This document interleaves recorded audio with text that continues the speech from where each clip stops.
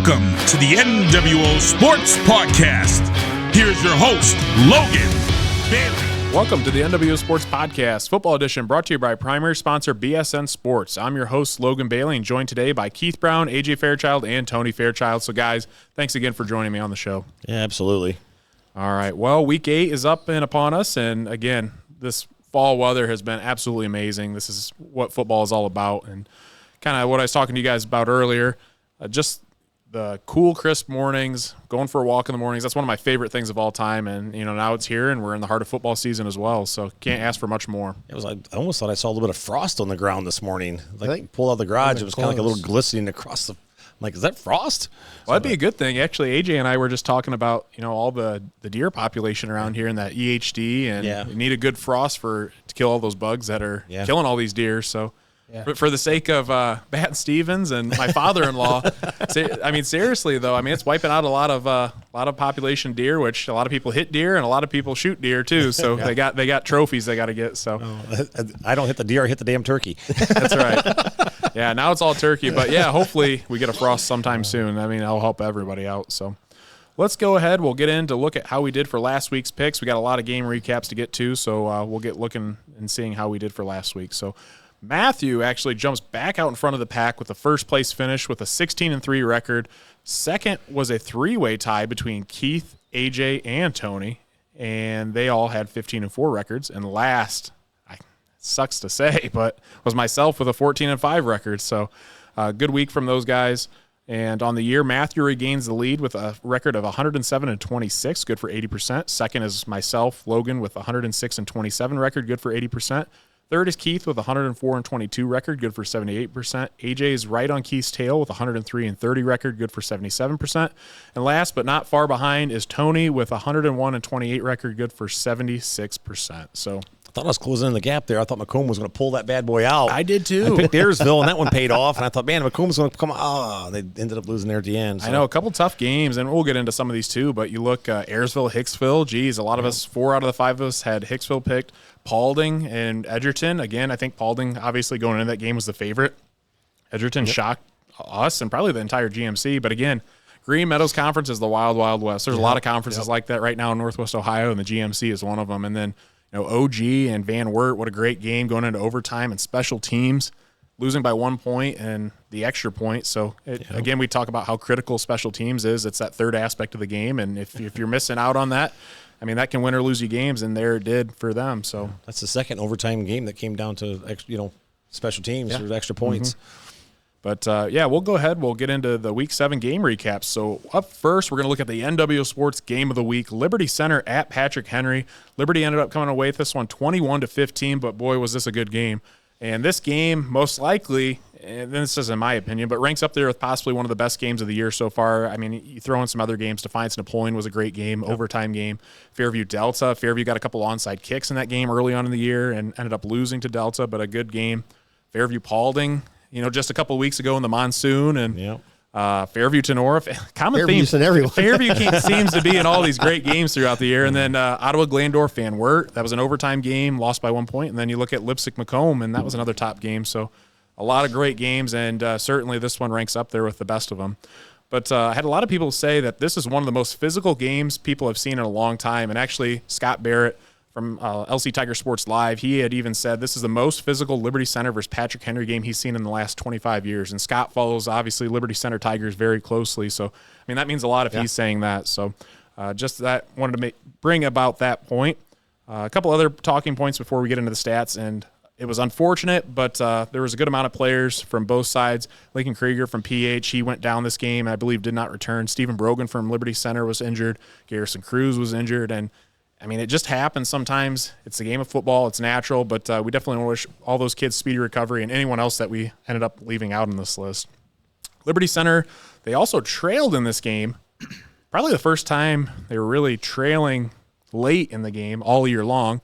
And they were down 14-15 with just under 8 minutes to go in the game. And actually, we were tuning into this one a little bit. I believe Tony had it pulled up on his phone and said Keith had it pulled up. Keith had it pulled up, and I believe they had just scored, and I think you had said, I wonder if Coach I is going to go for 2. And what do you know? They go for 2 and they get the conversion, and they're up 15-14 late in that game. So very impressive performance out of PH late, but Liberty Center ended up winning.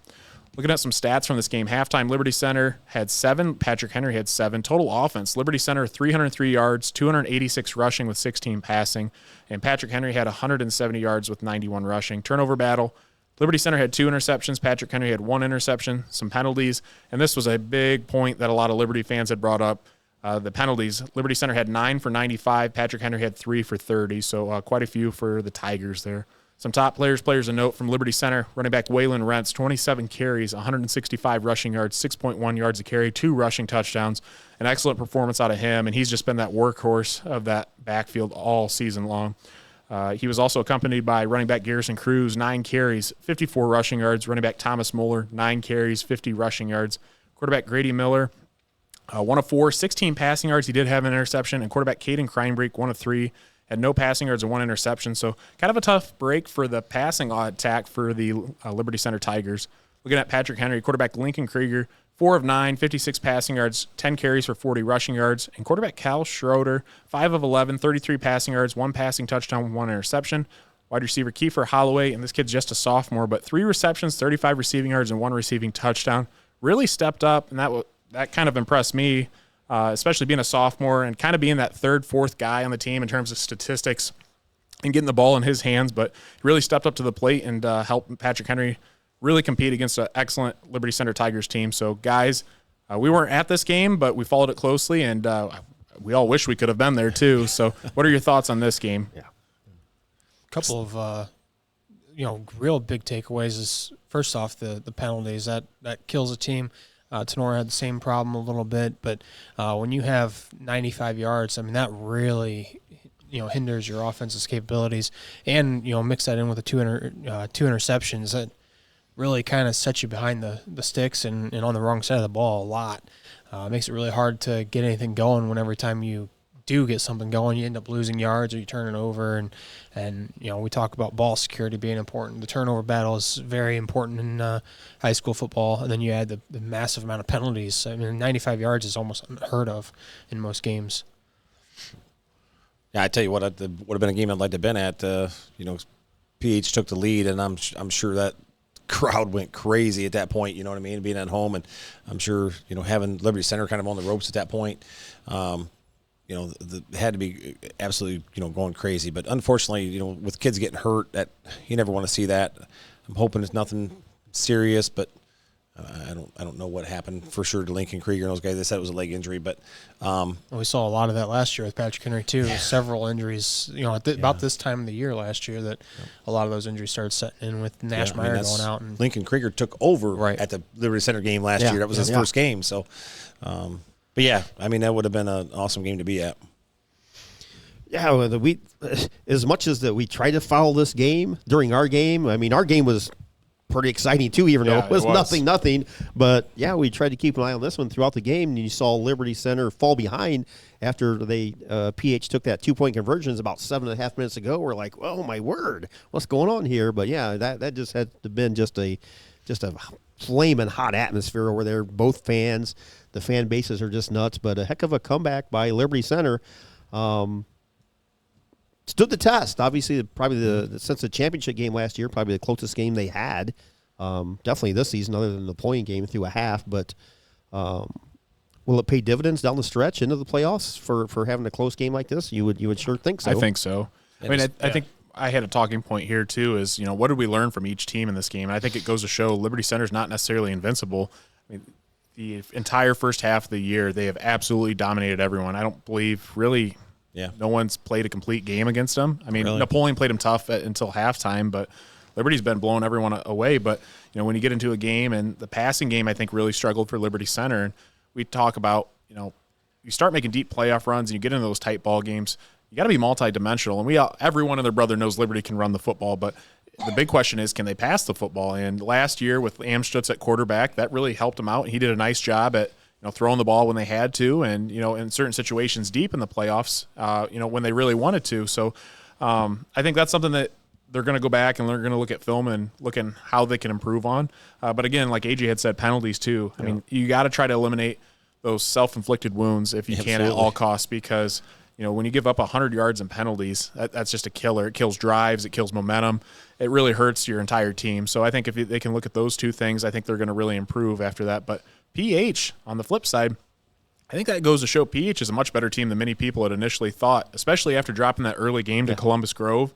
They lost that one pretty big, and I believe had like 5-6 turnovers in that game. So definitely much improved. And, I think it was an interesting game. I wish we could have been at, like I said, but an interesting point, too. Some fans from Liberty Center, I guess, went over to PH on Thursday to put their blankets out. And I guess the AD, Luke George, had said he let them because he's so impressed with the fan base. And someone was commented, because every Friday night now I post scores in a discussion board so people can kind of talk about the games and stuff. And it's really cool. And someone had brought that up. I'm like, man, the day before and people are already reserving their spots for a football game. So that's it's a big-time football game. Yeah, talking about the atmosphere, I mean, obviously it's a Patrick Henry home game against a big rival. It's going to be packed on their side, but Liberty Center always travels well. So that place had to have been absolutely packed. Yep. If they're putting things down on Thursday night, that's awesome. And a heck of a last point here, but I don't know if anybody had a chance to see that catch by Kiefer Holloway on the fourth down play. And that was a heck of a catch for his touchdown that he had. Basically 3 or 4 defenders, he went up and just out-jumped them, basically like Thomas Smith would last year. Yeah, I think I might have glanced over it. I didn't have a chance to see it yet, but I think it's actually in the running for one of our honorable mention plays of the week. And, again, an incredible performance out of him, being just a sophomore, I believe. Really stepped up and did a nice job. And, another point I had, too, kind of going along with the passing attack, is the confidence Coach Inselman had in his backup quarterback in Schroeder to sling the ball around. I mean, especially after Krieger goes down and you think, it's a backup quarterback. I don't know that there's many backup quarterbacks around the area that, you throw them in against a top defense, probably in the state, in a Liberty Center, and you're going to go throw the ball, and he did a nice job. I mean, I know he had an interception, but he had a passing touchdown and was able to help keep the sticks moving. So excellent job out of that guy there. And, you can't ask for much more in a situation where you're really thrown into the fire at that point. Yeah, absolutely. It's one of those games where, if everybody had stayed healthy, how would it have turned out? If Krieger stays healthy, how does that game turn out at the end? You don't know. Again, probably a great atmosphere. All right, let's keep things rolling. We got some other games to get to. Looking in the NWOAL, and that's Delta at Wauseon. Delta ended up winning this one 21-14. At halftime, Delta was up 21-6. Total offense, Delta had 281 yards with 213 rushing. Wauseon with 82, 55 rushing. Turnover battle, Delta had 0. Wauseon had 2 fumbles. Some top players to note from each team. Delta running back Landon Lintermoot, 31 carries, 91 rushing yards with 1 rushing touchdown. Running back Marcus Noggle, 17 carries, 77 rushing yards, 2 receptions for 25 receiving yards, and he also had a receiving touchdown. Kid's just a freshman. Quarterback Emmerich Fries, 6 of 8, 56 passing yards, 2 passing touchdowns, another freshman. So Delta's got a lot of young kids playing and really had a good performance this game. And running back Vincent Martinez, he had 1 17-yard touchdown reception. On the flip side from Wauseon, running back Azarion Hicks, 7 carries, 33 rushing yards with 1 rushing touchdown. Quarterback Cale Albright, 6 of 6, 17 passing yards. Wide receiver Wyatt Smith, 4 receptions, 9 receiving yards. So, guys, what are your thoughts of this game here? A good win for Delta and Coach Vickers. I believe it was tied at 7, if I recall, into the third quarter. Delta put up the final 14 points. But anybody that's ever played at Wauseon knows that's a tough place to go in and win. It is. It's such a fantastic atmosphere, like the houses back there behind the field that, they're always tailgating and whatnot. But held Lindermoot pretty much in check, 3 yards a carry. But a quality win for the Panthers, and a much needed win for Delta as well. I was going to say the same thing. People are starting to figure Delta out a little bit. They got to control Lintermoot, and if they can control him, they got a shot. But Delta was able to pull this one out, even though they did kind of slow him down a little bit. He didn't have his 300 yards like he normally has. No. I think one thing, you look at this game and you see the final score 21-14 and think, well, that game was pretty close. But at halftime, Delta was up 21-6. Wauseon only had 82 yards of total offense too, and I believe the last of Wauseon's points came in the fourth quarter as well. So, though it was only a 7-point differential, I don't think it was quite as close as everyone initially thought. But again, good to see Wauseon competitive. They've really struggled this year, but to go out there and still, I know there's no such thing as a moral win, but in a season where things aren't going in the right direction, it's good to see this, and at least good to see the competitiveness out of a team. So, all right, Delta's. I mean, you look up, Delta's 6-1, guys. Yeah, right. I know it. That's a crazy thing. Let's move on to the next game here. We're looking at Hicksville at Ayersville. This was Ayersville's 50th anniversary of football game with Coach Craig McCord in attendance and kind of leading the celebration. So good to see that out of the Pilots. And Ayersville ended up winning this game 21-20. And talk about an absolute comeback. At halftime, Hicksville was up 20-0 at halftime in total control. Total offense, Hicksville had 345 yards of offense, 308 passing. Ayersville 314 with 290 yards rushing. Looking at the turnover battle, Hicksville had 0. Ayersville had 2 with 2 fumbles. Some top players from Ayersville, running back Torrin Knieven, back to his good old workhorse days. 32 carries, 197 rushing yards, good for 6.2 yards a carry. 2 rushing touchdowns, and he had the only 2 receptions of the game for 24 receiving yards. Running back Tucker Sproul for the Pilots had 6 carries, 58 rushing yards. Linebacker Eli Berner, 8 tackles and 3 tackles for loss. Hicksville, some top players. Quarterback Garrett Turnbull, 20 of 31, good for 65%, 291 passing yards with 1 passing touchdown. Wide receiver Owen Stuckey, 2 carries, 4 rushing yards, 2 rushing touchdowns. He had 3 receptions for 36 receiving yards. Wide receiver Brant Langham, 9 receptions, 140 receiving yards. Wide receiver Parker Bassett, 6 receptions, 112 receiving yards with 1 receiving touchdown. And running back Cross Seadyke was held to 9 carries for 11 rushing yards. So one of the top running backs in the GMC was held to minimal yards there. So, guys, thoughts on the Ayersville and Hicksville game? Well, I jumped on this game. I just was hoping that Ayersville was going to pull this one out. It would be the 50th anniversary and playing with kind of a little bit of a little bit of heart in this game and trying to get that win for all the alumni that were there. And, Knieven had a nice night, and they kind of put the ball on his back, and he did his job and took him, kind of carried him to the victory. It's awesome to see them get their first win of the season on such a big night for them. It's kind of poetic to come out on, you're struggling this year, but you get the community to rally around you for, at least one game, and it showed. I mean, they pulled out a win against Hicksville here, so awesome to see them do it, and awesome to see Knieven back to being the one that they rely on. He's been struggling really bad this year, and it's great to see him have at least one solid game again this year. Yeah, definitely. I'll admit this is one of those games that probably tuned out of mentally because my friend Gary always sends me texts for Ayersville, like up to the second. So it was like 20-0 going into the half. I was like, okay, well, this is probably over and done with. And then as AJ was updating the ticker throughout the night, I'm like, wait a minute here. Then Gary sends a text. We just took the lead. I'm like, what in the world is going on here? But, Coach Mickey discovered the running game, and Knieven back in action. I mean, at the right time coming into the game versus the Rams. But I saw some of the photos and videos of this game. Gary sent me a couple as well. It was just unbelievable, the amount of alumni that came back to support this. And I watched the speech that Coach McCord gave before the game a couple times. And it kind of gives you chills listening to him because you kind of reminisce in your mind. You go back 25, 30 years ago when he gave the same speech to all those dominant Pilot teams. But just the atmosphere at this game just was – from an outsider, was amazing to see everybody come back to support the Pilot football in 50 years. But a heck of a comeback by Ayersville. Did he give that same speech at halftime? That's what I was going to bring up. I said, what, did Coach McCord go in there in the locker room at halftime and give him a pump-up speech or what? I'll tell you what, that's to come back from 20-0, just absolute, come out and it's a dogfight and to shut them down. It's one thing to come out and score 21 points in a half, but to stop them from scoring any. I mean, that's whatever the halftime adjustment was spot on.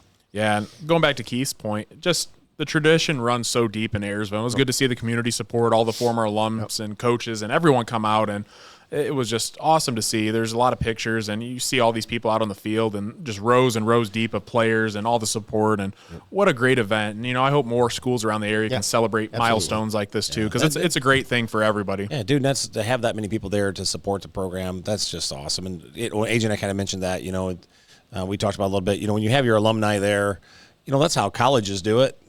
They keep their alumni happy, and that's where they kind of get some of their money. And, but it's awesome that they support it. Good planning. I'm sure it took probably months and months of planning. This was put out way ago. Well, it was cool, too, because I think I saw the schedule released, and they had like a pregame tailgate for all the members to go to, and then they had like a little postgame after party, too. So good place, for guys to meet up and reminisce about things from the past and, remake those connections that they haven't maybe seen those guys for years and years. So I think that's just an awesome thing that they did. But, again, being down 20-0 at halftime, and like I had a point brought up, it's like you're, playing video games. Maybe AJ can attest to this. You're playing Madden or NCAA, and you get up on someone by 21 points, that's like a mercy rule. So, I mean, they only had 20 points. I don't know if they just gave them that 1 point to let them still in the game. But, I mean, that's pretty much like game over when you're up by 21. So, hats off to Coach Mickey and the Pilots for getting their first win of the season. And that's huge to get the monkey off the back because obviously no one wants to go winless in a season. So,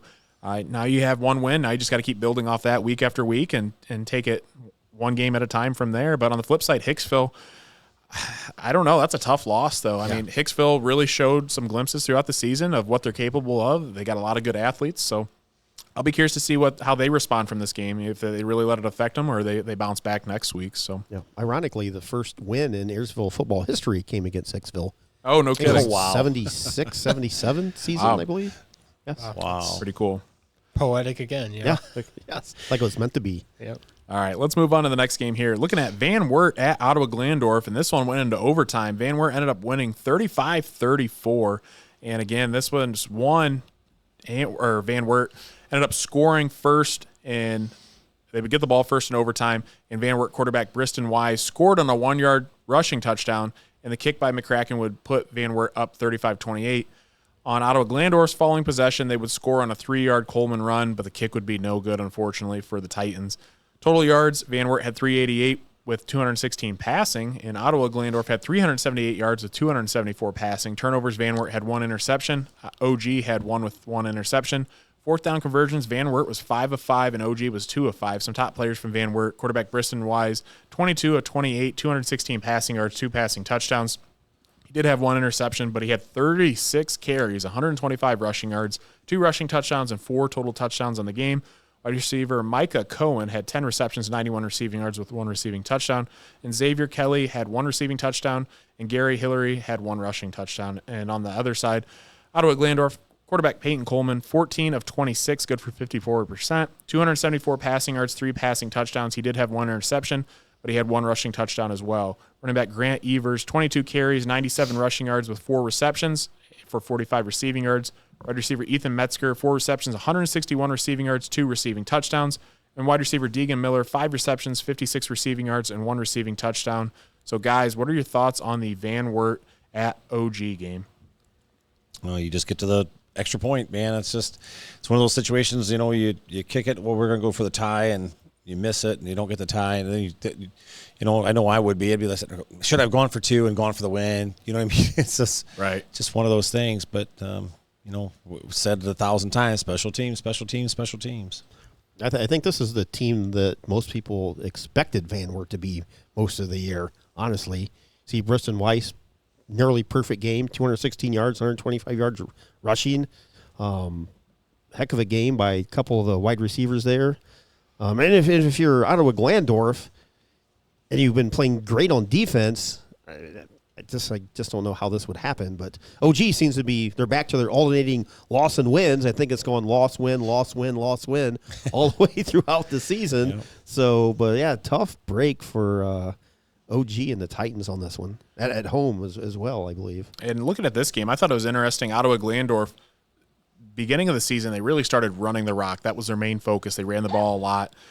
Running back Grant Evers was carrying the ball a lot. In this game, he did too. He had nearly 100 rushing yards. But this game, man, they came out and they threw the ball a lot. 274 passing yards. I think that's got to be about the most that they've had all year long.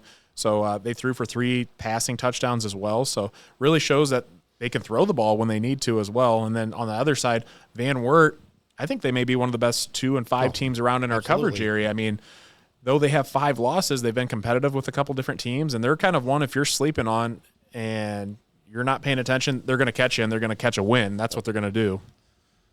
Let's go ahead. Let's move on to the next game, Macomb at Leipsic. This is another close game, and actually Macomb, I believe, was leading this one late as well. Halftime score, Macomb had 21, Leipsic had 8. Total yards, Leipsic had 278 yards, 221 passing. Macomb had 382 yards and 327 rushing. Turnovers, Leipsic had 2 interceptions and Macomb had 1 interception. And I'm sorry if I forgot to say the score, but Leipsic won this one 30-27. Some top players from Leipsic, quarterback Mark Kirkendall, just a freshman, 15 of 24, good for 63%, 221 passing yards, 2 passing touchdowns. He did have 2 interceptions. Wide receiver Jace Breck, 8 receptions, 113 receiving yards, 1 receiving touchdown. Nice performance out of him. Wide receiver Quinn Westhoven, 122-yard touchdown reception. And running back Colin Neese, 10 carries, 41 rushing yards with 1 rushing touchdown. And he had 2 receptions for 27 receiving yards. And I know typically we don't list stats from the opposing team. They're kind of out of our coverage area, but I thought these kids deserved it. But Macomb had 200-yard rushers, and Schrader with 100, and Shoup had 199. So they ran the heck out of the football this game. So, guys, thoughts on the Macomb at Lipsick game? Heck of a comeback by the Vikings for sure. You trail 21-8 at half, and especially like Logan said, Macomb definitely chewing up ground at will. It seems so. If you have a 21-8 lead going into the half, you think you're just going to kind of use your ball control offense, to chew up a little bit of yardage, kill the clock, and get out of there with a win. But obviously the Vikings turned it up in the second half on defense to get out of there with a huge W. A freshman quarterback, Kirkendall, great numbers for that kid. Wow.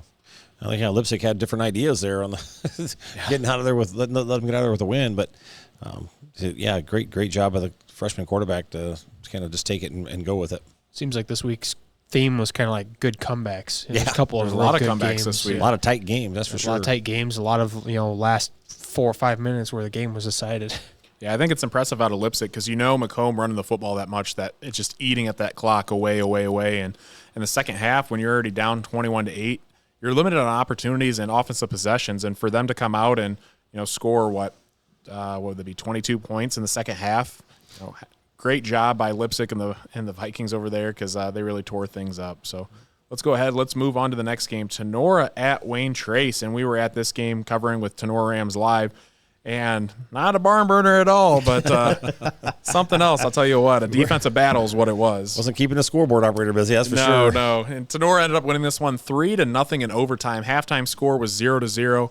Total yards, Tinora had 214 with 163 passing. Wayne Trace had 82 with 65 passing. Turnovers, Tinora had 2 interceptions, and Wayne Trace had 1 interception. Some top players from Tinora, quarterback Owen Farrell, 23 of 32.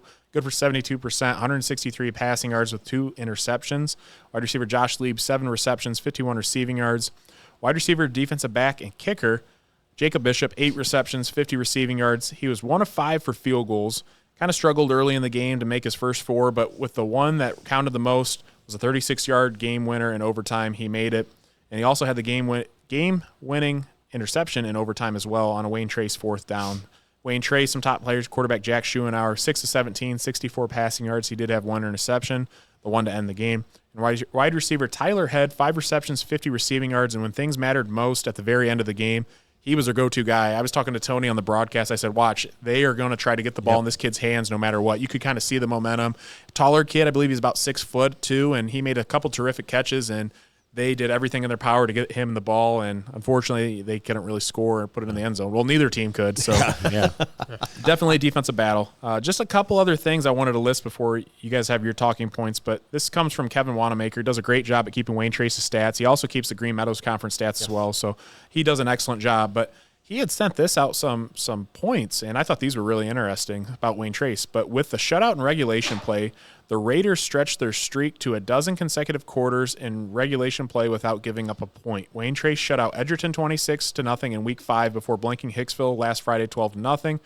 And the contest lies for the 3rd lowest combined score in Wayne Trace football history. The Raiders battled Crestview to a scoreless tie in Week 10 of 1972 season and dropped a 2-0 decision to Tinora on September 17th of 2004. So it must have been just the 20-year anniversary of that game. So 2-0 20 years ago, and it's 3-0 20 years later. So and Wayne Trace had one other 3-0 game in school history, and that was a victory over Antwerp in Week 10 of the 1986 season. So just interesting points from Kevin, so appreciate him sharing those with us and other media members too. So, guys, thoughts on the Tinora-Wayne Trace game? We were all there. What do you have to say? I mean, for me, it was an exciting game the whole time, and just like you said, Logan, nobody could get in the end zone. And I'm not sure why. It seemed like every time everybody got anywhere close, it was a fumble or a bad snap or a penalty or loss of something happened and backed them up. But Jacob Bishop missing 4 field goals. One of them was a 48-yarder, the other was a 50-yarder. I'm not going to crack him too much in that because most people don't even attempt those. And that's like we talked about too with those long field goals. What were they? 48 and 43. 48 and 50. He had a 48-50. Yeah, really? I didn't 50, realize it was that long. Yeah, 48-yarder was into the wind. Yeah. Which is about a 10-mile-an-hour wind. It wasn't real crazy strong, but strong enough that it definitely had an impact. At the high school level, like I was saying too, if you miss those, it's just like a touchback. Right. So, I mean, you get the ball to, what was it, the 20-yard line? Yep. So, I mean, really, it's just as good as a punt at that point. Exactly. So, might as well give your kicker a shot. Yeah, and especially with somebody with got Jacob's leg, you never know. Yeah. He hits it, you're up 3. You could get 3 points out. If you don't, they get the ball to 20, and if you punt it from there, the chances of going to the end zone are probably pretty high anyway. So, but hats off to Josh Lee and Jacob Bishop. Both of those two guys made big catches and got popped. Both of them they did. Pretty hard. But guys, for me, I went back and I watched a little bit of this game when I had a chance, and after I started watching it, Wayne Trace had that drive in the fourth quarter where they were kind of marching the ball, and I thought this at the time. I guess didn't really think about it, but when I went back and looked at it again, it really, and I'm not blaming anybody, right? But Cole Moorhead dropping that pass was wide open to hit him right in the 12, right in the numbers, and he dropped it. Yep. And I think that just kind of killed that drive. If you look back, just like it popped the balloon, they were driving, everybody was getting excited, and everybody was getting into the game, and I thought, well, here we go. You could feel the crowd from Wayne Trace really getting into it. And he dropped that ball, and it was like there went all the air out of the balloon. And, it's not his fault. I mean, but it just seemed like that kind of stalled that drive. Like we said, every drive stalled for some reason, and that seemed like that was the thing that stalled that drive, and I think that's what kept Wayne Trace out of the end zone at the end. That was the biggest drive Wayne Trace had all night too. They really struggled. I think at halftime they had 22 yards of total offense, which, to put that in perspective, Tinora had 40 yards of penalties against them. So Tinora had more yards and penalties at halftime than Wayne Trace's offense did. So for them to get that drive at the end of the game, it was kind of like a big moment, because for them to finally get something going right at the end of the game, it was like, this is it. This is where it happens. And like you said, it kind of just lost its momentum after a drop pass. And there was a couple other things throughout the night that, if they would have connected with one more pass or gotten an extra yard for a first down, it might have been a whole different game. You kind of mentioned that it was a game of the defenses, and the score shows that, but the yards, I mean, Tinora marched the ball, and they really controlled it. I mean, it was a Tinora game for most of the game, but they just never seemed to be able to get past like the 20-yard line. Every time they would get down close to the red zone, it was a holding penalty. They would march back 10 yards. They would get sacked, which, good on Wayne Trace for making those plays happen. But it just seemed like every time they got to the 20, something would go wrong for Tinora, and they would end up back at the 40, and that's when they would be kicking the 45-yard field goals. Because I think we had the ball one time inside like the 15, because I remember saying we could still get a first down. I think they had saying that. I don't know. I think it was maybe twice that happened. They had an errant snap on one. But I was about to say, too, I was really impressed with Wayne Trace's red zone defense. I mean, I know they gave up yardage, 214 yards, but they did not let Tinora score at all when they got down there. And, again, they were bringing all kinds of different stunts on the defensive line, different blitzes, and they were giving Tenora's offensive line a ton of fits, because I felt like most of the game Owen Farrell was on the run throwing. He was getting pressured. I didn't get a chance to see how many sacks they had, but I'd say that, at least 3 to 5? Oh, probably. Maybe more. Yeah. I mean, he was getting pressured and running for his life, and they just did a really good job at mixing the different fronts and stunts up. And, I mean, that's something, too, as a high school offensive lineman. I talked about it on the broadcast. That's hard to pick up, especially if you're not used to teams running all the different movement and things like that, and you're not used to the communication of passing off a guy during different twists and stunts too. It really speaks volumes, because they were only really had about 3 down linemen at a time. Yeah. They were kind of running a weird 3-5 almost. Their defensive ends were kind of back.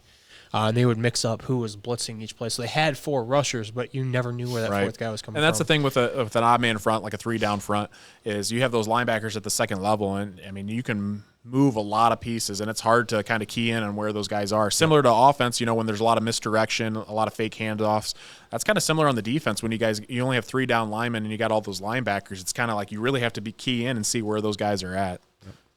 For me, you guys pretty much cover everything, but I'll just kind of couple of things in a nutshell here. But Owen Farrell, again, as a sophomore, made the right decisions, threw the ball away when he had to, made a couple big plays on scrambles, and made something out of nothing. When he didn't have anything, he would throw the ball into the sidelines. So another strong game for Owen Farrell.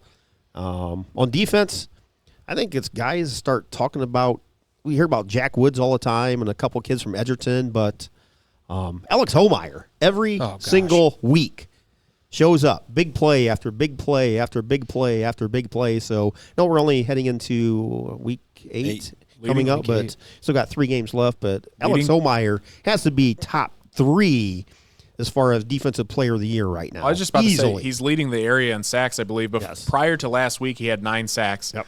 And I was blowing Coach Becker a little bit of smoke because I said, come on, where are your defensive stats at? Because defensive stats never get posted out there like offense. Right. And I'm like, I know that they have some top players. And he had told me, too, with Alex Homeyer, he had 9 sacks prior to going into last week. And he's actually on pace to potentially break the season record if he keeps it up. And I think he might have had, maybe one or two Friday night. I don't think he had any Friday night. Nope. Didn't he? I don't think so. Maybe, I don't know. He had tackle for I know loss Farrell or had something. one. Farrell had Cooper blew up the one play. Yeah. He was a huge third down play there. But yeah, I mean, he has a possibility, especially if Tinora makes a little bit of a playoff run to break the single season record, which is, I believe, 16.5 by Marcus Mosier. So pretty impressive. Speaking of Tenora's defensive line, Keith, you had a stat that you were reading off to Logan. Oh, he's got to save that for Casey. Yeah, I'm saving this for Coach. Okay. All right, then we'll wait because it's an impressive stat. But a couple more talking points. But the Rams' defensive back in the last drive in the overtime period, I think they knew where the ball was going. A heck of a job by those guys, Mason McQuillan and that group back there, Bishop and Dom. Tyler Head obviously was going to be the focal point for Wayne Trace, and they bracketed him. And they pretty much shut him down in that last drive in the overtime period. So good job by them. And before we get out of here, we got to give a shout-out to Wayne Trace's IT department. I think it's Mr. Ashton Dewar is what I came up with. If that's not right, I apologize, but I assume it's Mr. Ashton Dewar. That dude was incredible from the time we got there all the way through our pregame. He helped everybody get set up, make sure their operating came back several times to make sure we were still going. So hats off to that individual. Yeah, I wish more schools had somebody like this. Oh, yeah, very accommodating. Absolutely. Yeah, the hospitality from him. And again, we were able to stream in 1080p. Yeah. And I mean, that's crystal clear for us, especially being at a country school like Wayne Trace. So very appreciative of him and his help with us. And again, it just makes our life so much easier and makes everything so much better and smoother when you have guys like that a part of a team. And excellent job. I mean, we can't thank him enough. Yeah, no, he was above and beyond. So, I mean, hats off to him. That's a good point. If anybody sees this and knows that individual, please let him know that we told him thank you very much. Boy, please do. All right, last game here. We're looking at the Green Meadows Conference. Kind of an upset in terms of all of us had Paulding picked, but that's Edgerton at Paulding, and Edgerton won this one 38-26. The halftime score, Edgerton was up 24-6. Total yards, Edgerton had 387 yards, 239 rushing. Paulding had 259 yards with 214 passing. Turnovers, Edgerton had 3 with 2 fumbles and 1 interception. Paulding had 0. Some top players from Edgerton. Quarterback Maddox Baker was 15-25, good for 60%. 148 passing yards, 3 passing touchdowns. He had 1 interception. Wide receiver Carter Gibson had himself a night. 4 receptions, 104 receiving yards, 3 receiving touchdowns. And I saw there's going to be a couple of these catches that are going to be in the running for play of the week. Absolutely phenomenal. Really stepped up to the plate in this big win for Edgerton. Running back linebacker Joel Walkup, 20 carries, 150 rushing yards, 1 rushing touchdown, 13 tackles and 1 sack on defense. And Scotty Krantz, again, I keep calling him the chef. A 188-yard kickoff return for a touchdown, slicing and dicing through the special teams. And again, that's such a weapon when you can have a guy like that score in special teams. Yep. Krantz is the man. He's probably one of the best special teams player, if not the best in the GMC.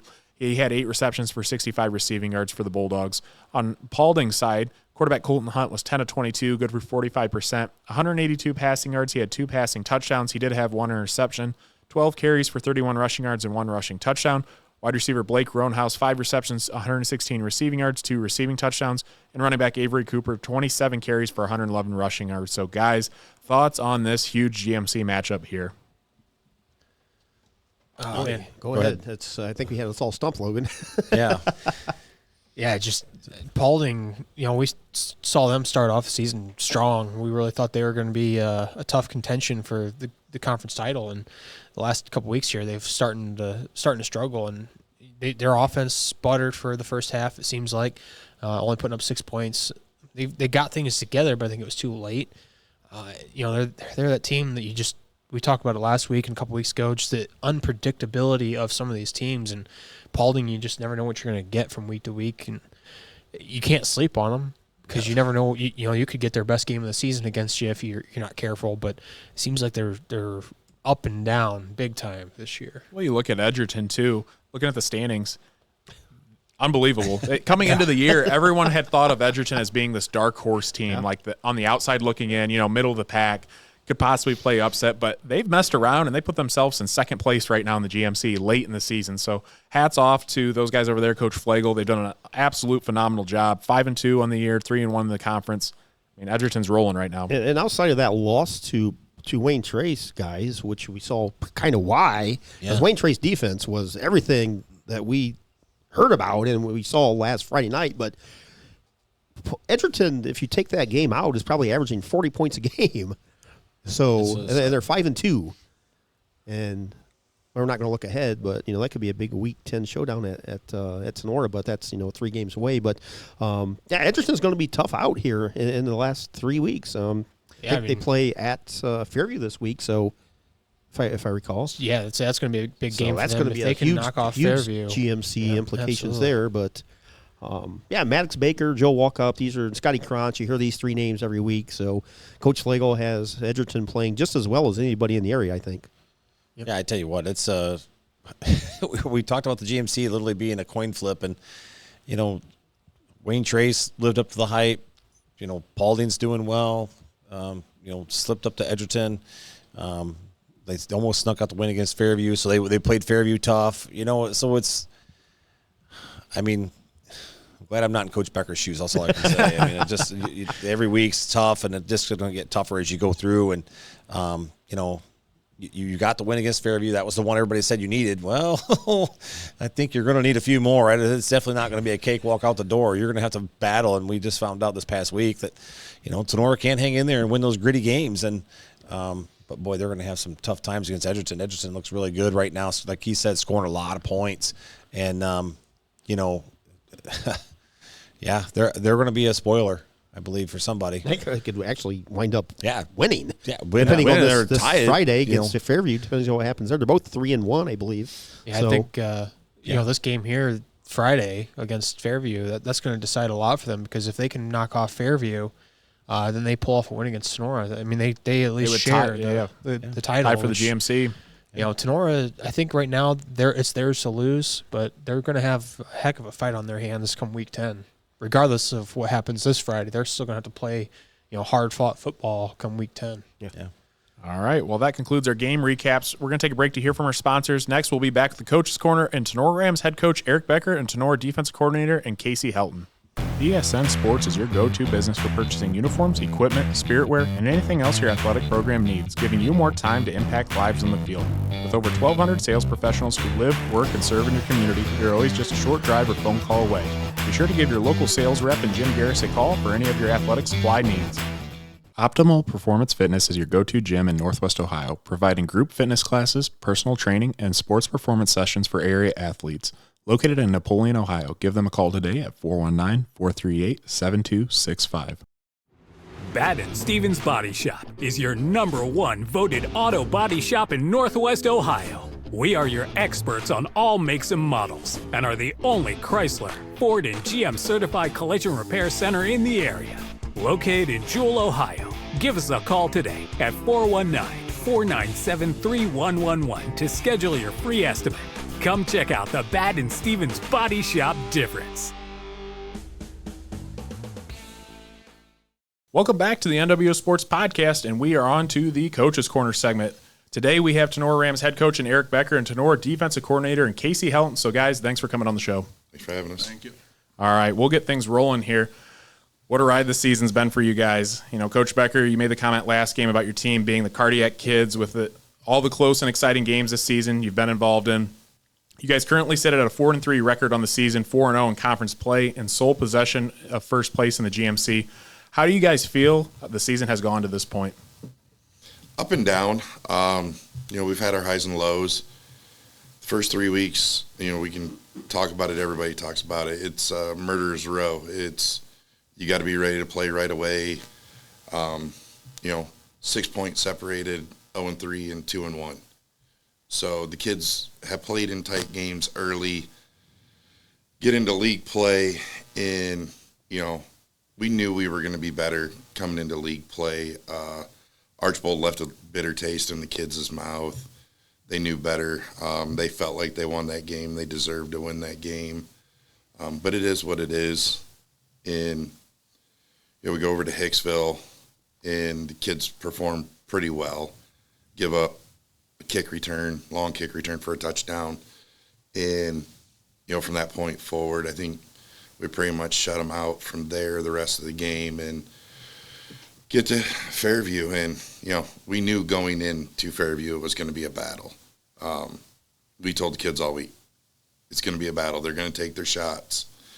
And, they did. And, a couple of them were blown assignments. A couple of them were really good passes. I mean, Mason had really good coverage on the Williams kid on both of his long catches. And William just dropped them in right over top. And second half come out and play our style of football, go out.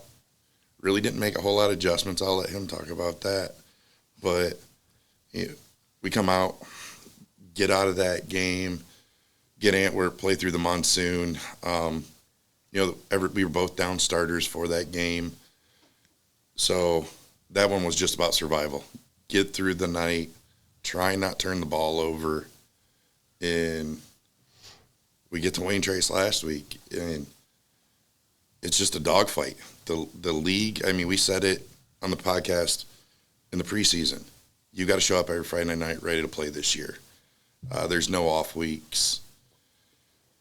And we knew their defense was legit. We knew that. And we put together a pretty solid defensive game plan for the week. And, we moved the ball up and down the field pretty good in between the 20s. Take some self-inflicted penalties, self-inflicted big losses. Jake, uncharacteristic of himself. The one short field goal he actually kicked Dom on. Oh, really? And, we get down there. And the best thing about high school football, there's different rules than college and the NFL. High school football, you kick a field goal, as long as it makes the end zone, it's a touchback. That's what we So talked if about you've too. got a kid who has the leg to even attempt a 50, you've got to take the flip of the field. You got to take that chance. And, more times than not, Jake's going to make it. The 50-yarder was about 8 feet up that he hit the goalpost and just happened to bounce out. So, Jake's a good kid, got a really good leg. We're going to take that all day. We get to overtime, move the ball, take a big loss, come back, let Jake try it again. Like, hey, here you go. And then he calls the set and throws Dom in for the last couple series on defense, and luckily get out of there with a win. Coach Helton, what have your thoughts been on the season so far? To kind of everything Coach Beck says pretty spot on. I would say the Archfield game, like he had said, leaving a bad taste in your mouth, especially for the kids, that might have been the best thing for us this year. Those 3 weeks lead you into conference play. Those are not our 3 biggest weeks of the year, but 3 huge games, huge playoff implications. But I think that lets our kids kind of understand what playoff football is like and what they hopefully have to look forward to, and continuing to get better every week. Talking about Jake, the kid's a weapon. Even a missed field goal benefits us, which is always nice. We're going to continue to lean on kids like him and numerous others. We have a lot of weapons around the field on offense, a lot of kids that can make big plays from numerous positions, which always helps. So we're just continuing to get better every week and see where the chips may fall after week 10. You guys mentioned the Jake missing those field goals. A lot of people don't understand that rule, didn't know that rule. And, they're like, oh, my God, we're trying to kick a 50-yarder. But he gets it to the end zone. It's just like we kind of mentioned a little bit earlier. It's, if you're kicking a punt from there, chances of keeping it out of the end zone, especially with somebody with Jake's leg, may or may not happen. So it basically plays out exactly the same. And if he happens to hit it and get it through, well, then you bonus 3 points, right? Absolutely. And we didn't know it. I think it was 3 years ago. He kicked one, missed it, and they moved the ball down to 20. And we all just sat there, and we kind of looked around like, what are they doing? Like, is it not where? Yeah. And the official's like, no, it's a touchback. We're like, okay, that's easy. I believe the rule is if the ball lands at like the 1 or 2 yard line and checks up and it goes dead there, that's where they spot the ball. Yeah.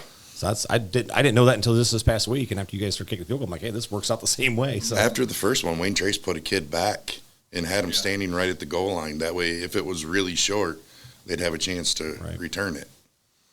Next point I want to go into, Coach, is a question a lot of people were asking and curious about. Week 4, you decided to make a huge change on the offensive side of the ball, replacing your 3-year starter in Dominic Grazian at quarterback with kind of moving him to a utility position, running back, wide receiver, and you replaced him with sophomore Owen Farrell.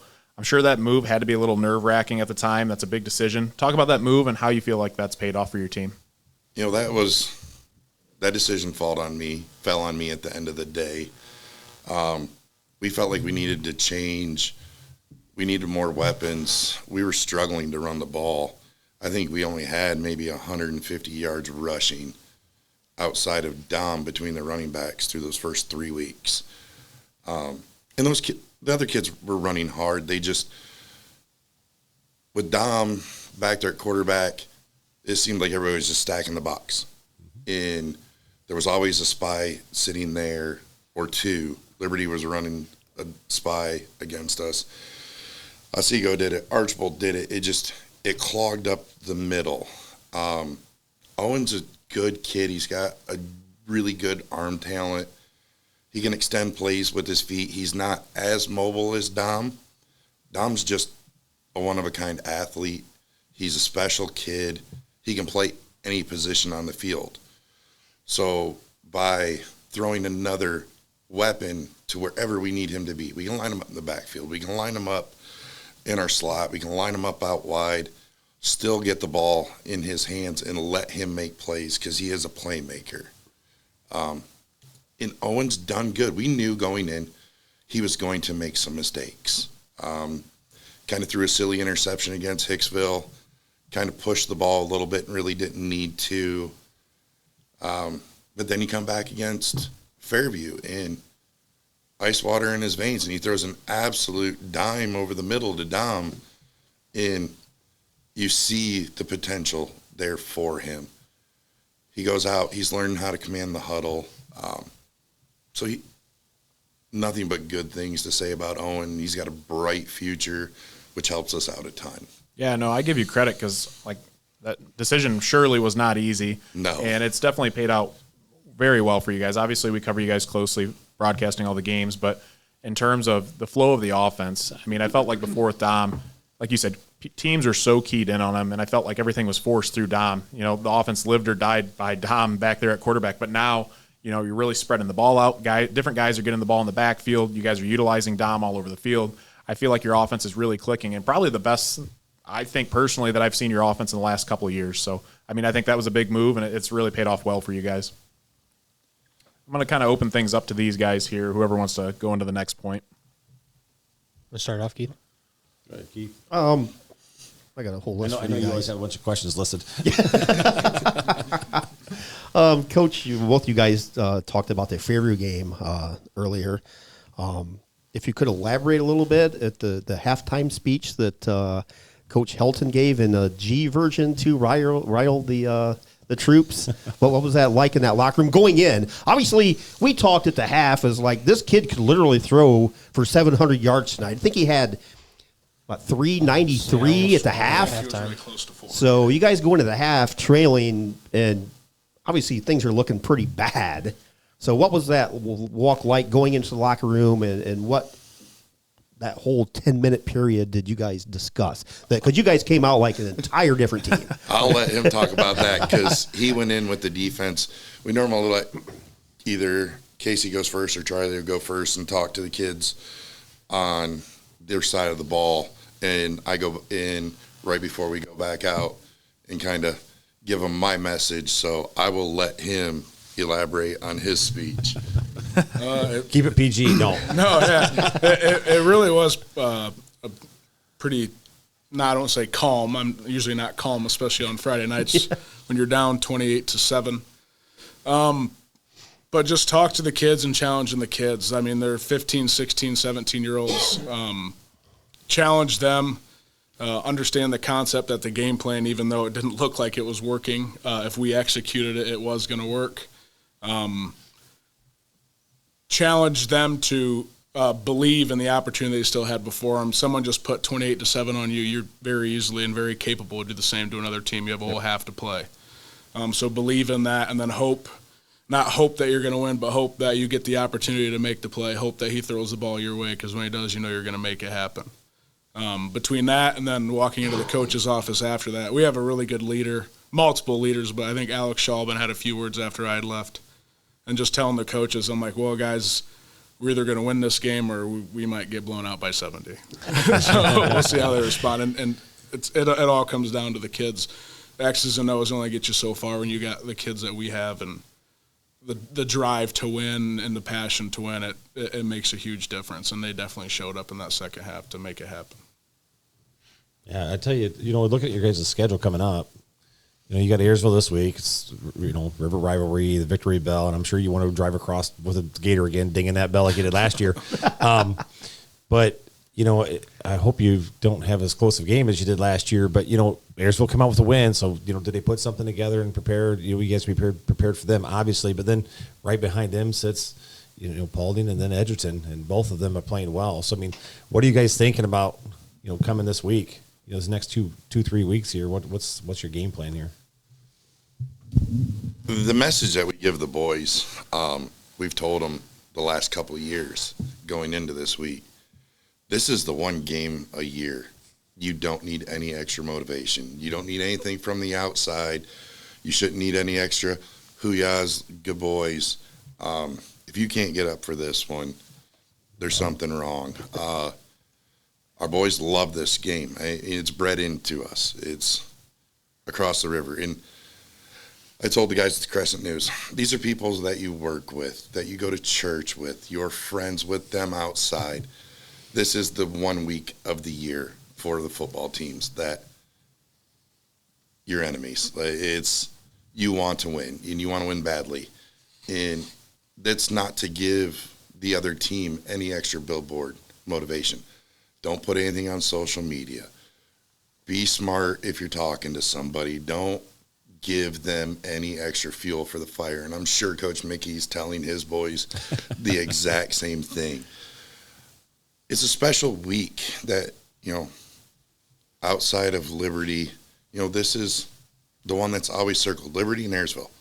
To me, as a player and as a coach, those were always the games that you wanted to win. If you went 2-8 and you won those two games, hey, we did something that year. And they feel the same way. Coach Mickey's a great coach. I believe their actual win-loss record, opponent's win-loss record, is better than ours. So you look at they've had a tougher road to this point than we have. They had to replace 5 offensive linemen. We had to replace running backs. They're on the opposite side of where we are. Are they truly a 1-6 team? I don't think so. They played some close games, had some bad breaks. Their quarterback went out early, and they've went through a couple to get where they're at now. Now, do I think they've showed everything that they're going to show us Friday night on film? Absolutely not. There's always something in the bag, and we're the same way.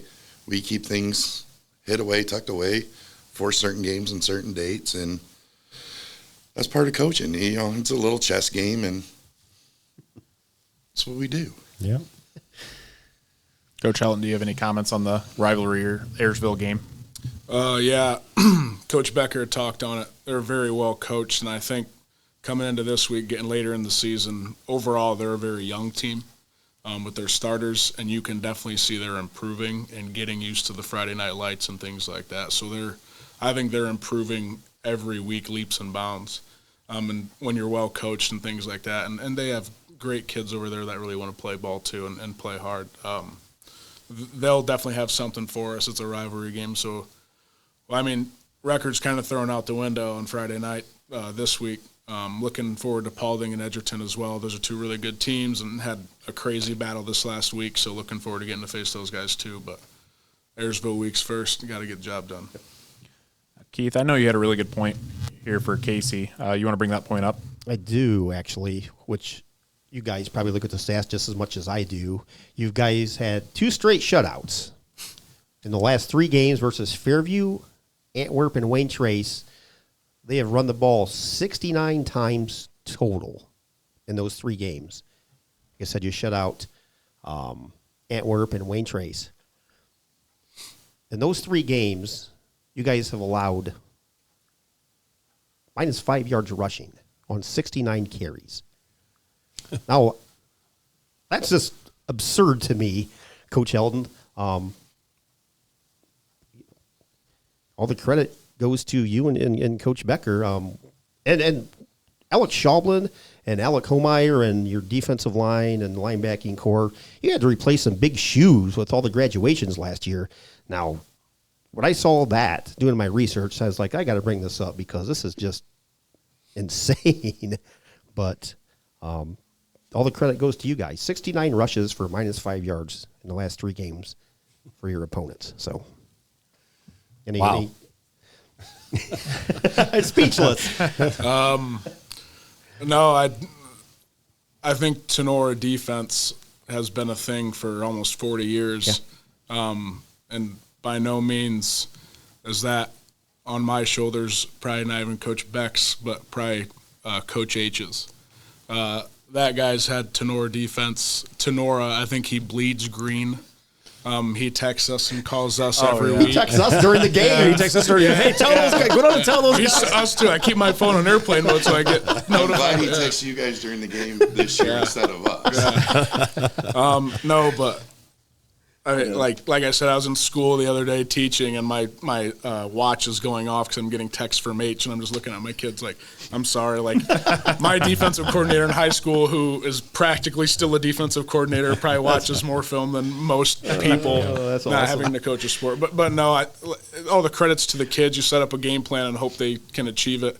Our front 7 is playing great right now. Ayersville is a big time in their wing tee, so they're going to run the heck out of the ball. So this will be a big week to see how good that run defense is. It'll be a good challenge for us for sure.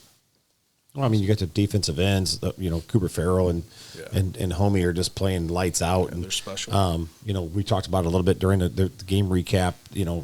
Homeyer's, getting ready to maybe possibly break records and that kind of thing. But just playing lights out and constantly putting pressure on the quarterback, especially when you're playing these passing teams, those guys, always all over your back. It's got to be, unnerving as a quarterback. But, when Keith reads off that stat, it's like, well, I guess they're there on the run game as well. So just hats off to you guys for doing a heck of a job there. I'll kind of go on to the next point. Who are some key players? I know we had mentioned some, but maybe guys that have really stepped up this season or have really contributed. Talk about them and how important they've been for the success of your season so far. Big one, I would say both sides of the ball, is Hunter Bosselman. Has moved all over the place. He came in as a freshman, was a fullback linebacker.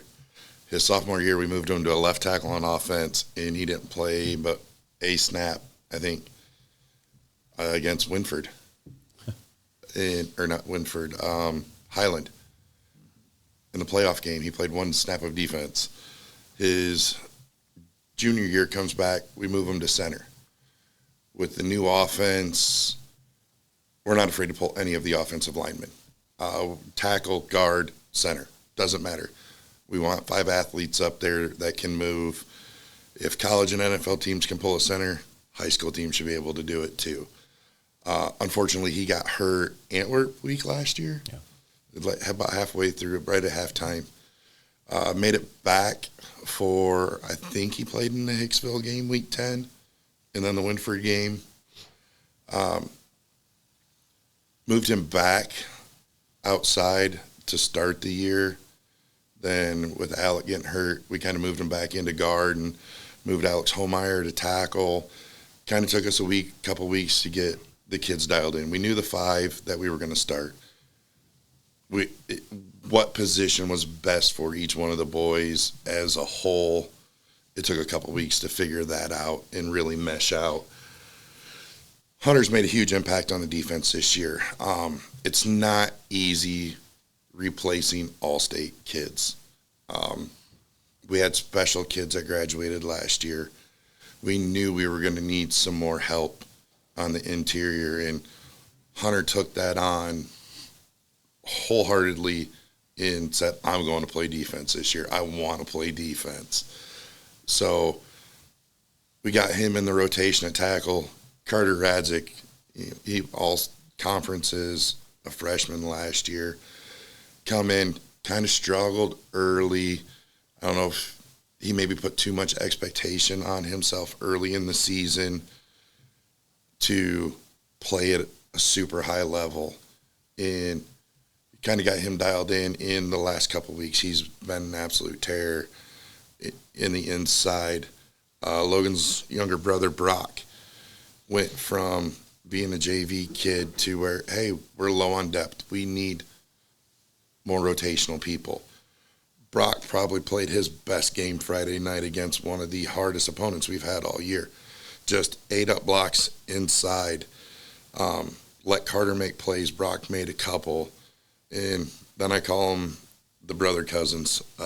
Alex and Cooper are cousins. Those two have played a lot of football for us. Moved them all around the field defensively. We've had Alex play outside linebacker. We've had Cooper play outside linebacker. We knew going into the year those two were going to be the defensive ends, and they could be something special. They play off each other. They feed. If one gets a sack or a pressure, the other one just, okay, I want to match. And then you go back to the linebacker. Shabby was Joey's backup at the middle linebacker last year. Played some, I'm not going to say a ton of snaps, but he played a decent amount of snaps in the middle for us, especially when Joey went down early in the year. He is in his ear 24/7. He'd probably block him if he could. He's always texting Case, hey, this, that. He's a very smart kid. His dad was a great football player. And Alec, he can bounce stuff off Dad. Dad knows the game really good. Bounces it off Case, talks to us. He asked the right question. I know kids ask questions, da-da-da. You try to get the kids to ask the correct question. If they're asking the correct question, then they're going to understand the answer you give them. And it's hard to explain what the right question is. I know some people are going to be like, but all the coaches listening know exactly what we're talking about. Outside linebackers kind of been ebb and flow a little bit. Cooper Rapogle's really jumped on. He's a sophomore. A lot of people don't know. He didn't come out until about week 5 or 6 last year. I think he played a little bit of defense for us towards the end of the year with the JV kids. We put him in on some special team stuff. Great athlete, phenomenal kid. Come out, worked his butt off this past winter, into the spring, into the summer, put on some good, healthy weight. And, trying to find him dialed of, is he an inside linebacker? Is he an outside linebacker? What packages can we put him in? And I'll let him talk about that a little bit more. Josh Lee, he was one early that we said, hey, he's going to be Braden Rostei's replacement. Metrics, all the measurements, everything's about the same size, weight, speed. Braden a little bit more free with letting the hit stick go. Josh is a good kid. Wants another sophomore. Got playing time as a freshman. Kind of helped him. He's in that weird spot of, I'm a young kid, but I make plays and I could be a leader, and kind of helping him get into that role of growing. Like, you are going to be one of the leaders of this team in the years to come. Just because you're young doesn't mean you can't do that. And then you go to the back end. I call him Fuzz. Trenton DeLarber. It's everybody that knows Trenton knows him by Fuzz. He is a Swiss Army knife. I mean, if we asked him to play anywhere, like nose guard, safety, corner, linebacker, inside, outside, he'll do it, and he can do it. A lot of people wanted to compare him to KP growing up. They are two completely different kids, but their brains work the same. On the football field, you guys seen it Friday night when he took that hit. I mean, that would have put a lot of kids out. And he wasn't breathing right when he come to the sideline. And he's just got that mentality of, I can only play this game for so long. I'm going to just play it. Dylan Shively has played at the corner, and Dylan's a long kid, another young one. He's a junior, played a little bit sparingly last year, I think, when Carter Gilliam went out towards the end of the year, Edgerton-ish last year. Dylan started getting some taste. He's got all the tools that you want. He's tall, he's long, he's fast. He can be a playmaker. And he's stepping into that. And, he's got the unfortunate of being this guy's little cousin. So he rides him pretty hard. And Dylan's going to be a great player for us. He's already breaking that. You go to the other side, you got Jake. Jake is Bishop, another one. He's been predominantly a kicker. We used him last year on defense, got his feet wet. And this year coming in, we knew, hey, he's going to be our starting slot receiver. He's going to be a starting corner. How's it going to affect his kicking? 2 years ago, all he did was kick the entire practice. He really didn't do a whole lot of indie stuff, offensively, defensively, because his main focus was on kicking. And he's just showing everybody what a special athlete he is. He is a phenomenal kid. He's got a great heart. I don't think I ever heard him once say, I made that kick at Archbold. Didn't complain once, didn't say a word. Just calm, cool. All right, go on to the next one. Dom, back. He's rotated between corner and safety. This year, we got in the pinch Friday night, and it was, hey, we need a little bit better press coverage. That's not Dylan's forte. Throw Dom in. And we kind of took it easy, bringing him back in after being out the week for the concussion. The second one's always worse than the first one, trying to play him a little sparingly here and there, just letting him get his feet wet to see how he feels. And then it came to crunch time, just like the Ayersfield game last year. Hey, Dom's got to go in. Let's go. I think that's pretty much. Abram Jimenez has got some rotational play. Devin Llewellyn's got some rotational play. It's the biggest thing this year is just depth of you have your frontline kids, and then it's, okay, what happens if this kid gets hurt? Right. What do we do then? And it's getting those younger guys the opportunities and them understanding what you're teaching them to be able to come in.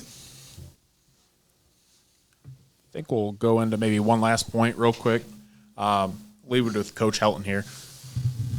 What will it take for you guys to maintain first place and win the GMC and make a deep playoff run for the rest of the year? It'll take the 3 Fs, Mr. Bailey. You got to play focused, you got to play fast, and you got to play physical. And if you execute all 3 of those every play, you got a pretty good shot at winning it all. Hey, that's a good point, because I still will never forget that when Coach Becker had brought that up last year. I said, 3 Fs? What in the world? I've never heard of that phrase before, but I love that phrase. As a man Fs. Much, much smarter than us, who probably has forgot more football than we'll ever learn, and Coach Heilshorn said it years ago.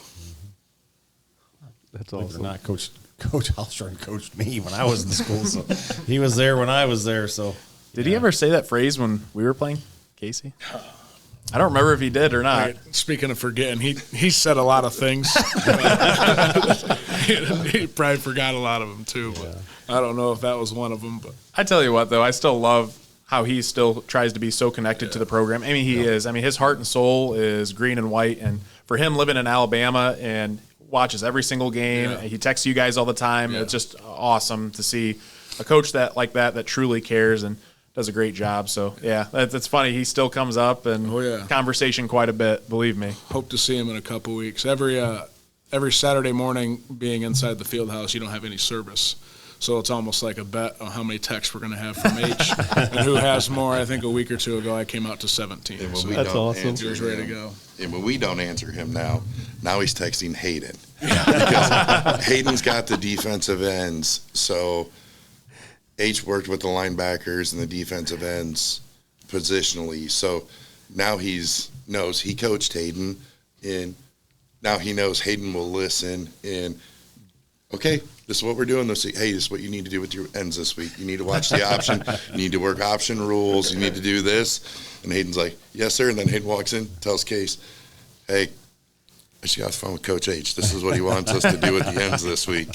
Hey, anybody that could stop that Fairview offense back in the 2009-ish, 2010, listen to every single word that guy has to say. So, yeah, Coach H is a legend. He's always chiming in with us during the broadcast, and it's great that, as Logan said, that he can still hang on and still feel a part of the program. I always said he needs a little statue somewhere outside of Tinora because he coached everything from girls basketball to football to I mean, he's probably had his hand in some wrestling and everything else for all I know, but, All right. Well, I think we'll kind of wrap some things up. We could be here all night talking. I got one thing for him, though. Yeah, go ahead. Before we break. You guys come walking in. You're both sporting the big, nice, full beards. So when are the rest of the guys going to go? I mean, Logan's got a little ways to go here before he catches up with you guys. He's still a young pup. Hey, I did have it growing out longer. I got to keep that stuff trimmed and maintained. The first year, ironically, I did it as a bet with the football boys. And it would have been Hayden, KP DeLarber, Nolan Schaefer. It was that class. It was their 6th grade year. And I told them I would let my beard grow as long as they kept winning. And we went on and won the U State in Sandusky that year. And I have kept a beard every year since. And that's when the boys it's been 9 years now. Wow. I just saw you guys as part of this one when Coach Kelly and the rest of the boys are going to catch up. Coach Kelly can't grow one. That one's never going to grow. Yeah, I was almost going to see all you guys with beards. I was going to shave my head once, too. I don't know if you guys remember that. I do remember that. That was something else. But, all right. Well, I appreciate you guys coming out. It's always great talking to you guys, and we want to wish you best of luck for the rest of the year, and we'll be following you closely. So thank you, guys. Thanks for having us. Thanks. Appreciate it, guys. All right. We're going to take a break to hear from our sponsors, and we'll be right back. Marco's Pizza is honored to sponsor NWO Sports, serving your pizza of choice in Northwest Ohio. Defiance, Archbold, Wasion, Delta, Bryan, Napoleon, Paulding, and Montpelier. Order online at marcos.com today. Remax Realty of Defiance has represented Defiance County for nearly 40 years. Located at 1401 South Jefferson Avenue in Defiance, we have 13 agents ready and available to assist you in home buying or selling needs. You can check out all the listings at www.remax419.com or call us at 419-784-3029. Let our years of experience go to work for you. For 26 years, Burkholder Taxidermy has been Northwest Ohio's trusted full-service taxidermist. From game heads to lifelike mounts, we provide exceptional quality and craftsmanship. Preserve your memories with Burkholder Taxidermy, where experience meets excellence. Located at 19331 Buckskin Road, Defiance, Ohio.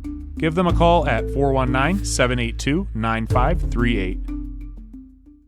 Fairchild Family Chiropractic aims to help families to get better together in the least invasive way possible. Dr. Fairchild focuses on the neck using the Blair technique and Palmer package, adjusting to correct spinal misalignments. Located in Defiance, Ohio. Call Dr. Fairchild today at 419-576-5070 to schedule an appointment.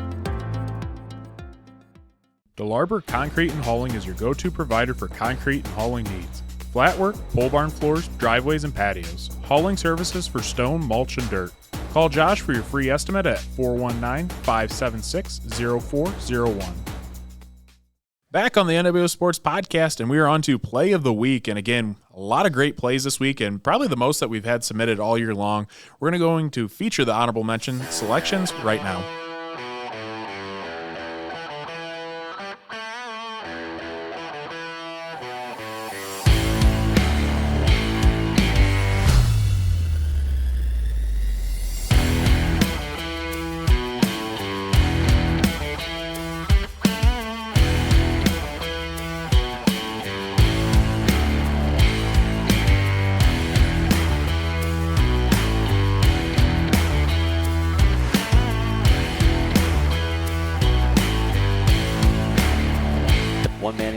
motion. That's Krantz. He will fake to Krantz. He's looking for it all. He heaves it. He fires to the end zone. He has a man open. It's caught for the touchdown. And that's Carter Gibson, the junior. That.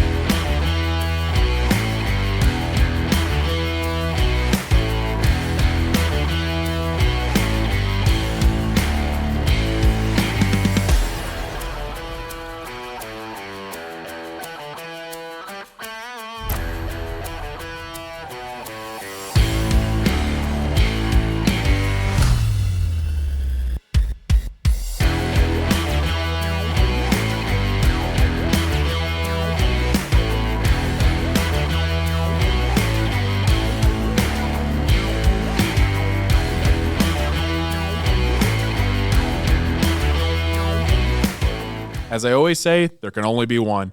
Play of the week this week is going to go to Napoleon Wildcats and wide receiver Trey Rubenstein with the spectacular lateral to offensive lineman Blaine Ford nearby. Play of the night we have now reached, and you just saw it, but it's worth showing to you again. Trey Rubenstein, who will be playing football at Kent State next year, proving why he is D1 caliber, making multiple defenders miss. What strength. But then, even when he gets stood up, has the awareness to make an even bigger impact, pitching the ball back to Blaine Ford, who is an offensive lineman. Don't let that fool you. The speed there from the senior. Now, he doesn't score, but it would lead to one. A fantastic sequence. And Ford makes it all the way down to the 1 yard line. I said it was a bummer that he couldn't quite get in for a touchdown, but it's a nice job by Blaine showing off his offensive lineman speed. So, guys, you saw this play. What are your thoughts? I know it didn't quite score, but I still think it's worthy of being play of the week. Just the awareness from Trey Rubenstein and the uniqueness of the lateral. I mean, come on now. How often do you see this in high school football? Yeah, pull the Randy Moss. Say the incredible run leading up to the little shovel pass or the handoff was pretty incredible. I mean, he made a couple guys miss and set up that ability and makes a handoff, a little pass off to the lineman while he's covered by 3 or 4 guys. So to not bobble that and fumble that is impressive. Good play. Yeah, everybody loves to see the big guys get the ball. I think New Orleans Saints had an interception last year at the goal line, and that dude brumbled and bumbled and stumbled about 35, 40 yards. But yeah, this is a heck of a play. Like AJ said, Trey just down the sidelines, weaving in and out, then have the alertness, as it seemed like there's like 5 guys on him, just to flip it back, to Blaine was great. And it's just too bad he got tackled, shoestring tackle, we'll say, at about the 1.5 yard line. Just tripped him up. Yeah, Blaine just could not run everybody. But like you said, Logan, showing off that lineman speed, it's one of those things where that's why you play the line. I always tell my kids, I throw them the ball, you dropped, all right, go play the line. That's awesome. Yeah, that's awesome. It was an awesome play. It's neat to see. Yeah, that's literally every offensive lineman's dream is to get the ball in their hands and have an opportunity for a touchdown. He was so close, a couple inches away, but maybe next time, Blaine. And the alertness was he was ready for the ball. He was, I mean, he's like, it wasn't surprised at him in a face mask like Billy Bob. Right. He's knocking it up in the air. But, yeah, Blaine was ready for it. He's like, give me the rock.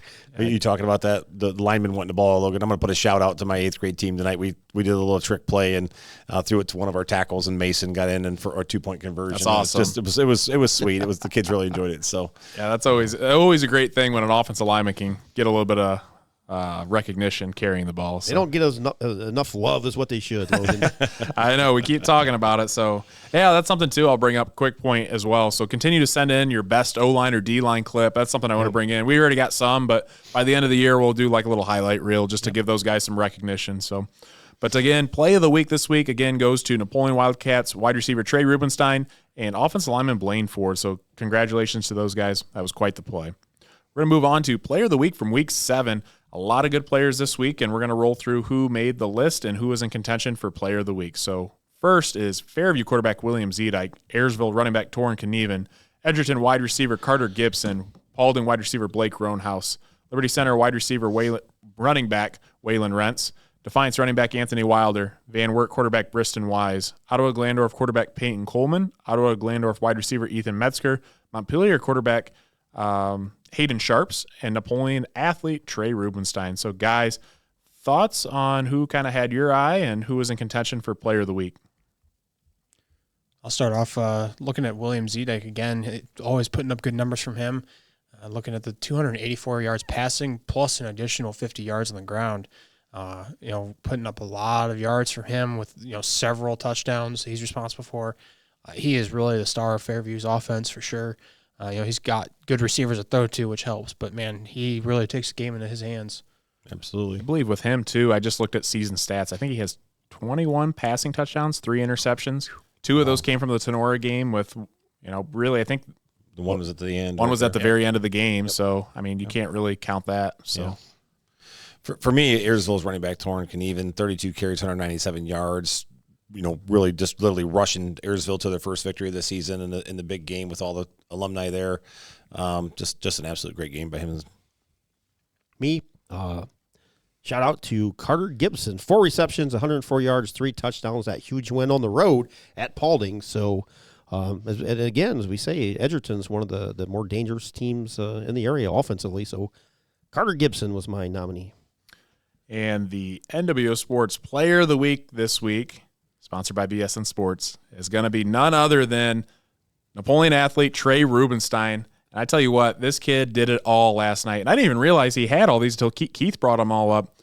So here we go. We're going to roll through this. 1 interception return for a touchdown for 36 yards, a 28-yard touchdown reception, a fumble recovery for a touchdown, 58-yard punt return, and 1 spectacular play.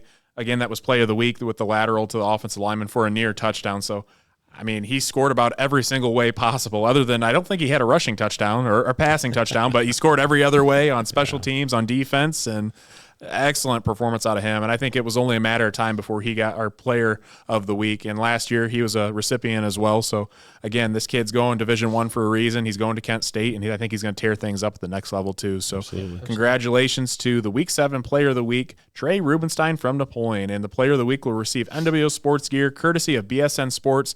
And thanks again to sales rep Jim Garris and Rob Held for being great supporters of our coverage for athletics in Northwest Ohio. So thanks again to BSN Sports. All right, we're moving on to the next section here.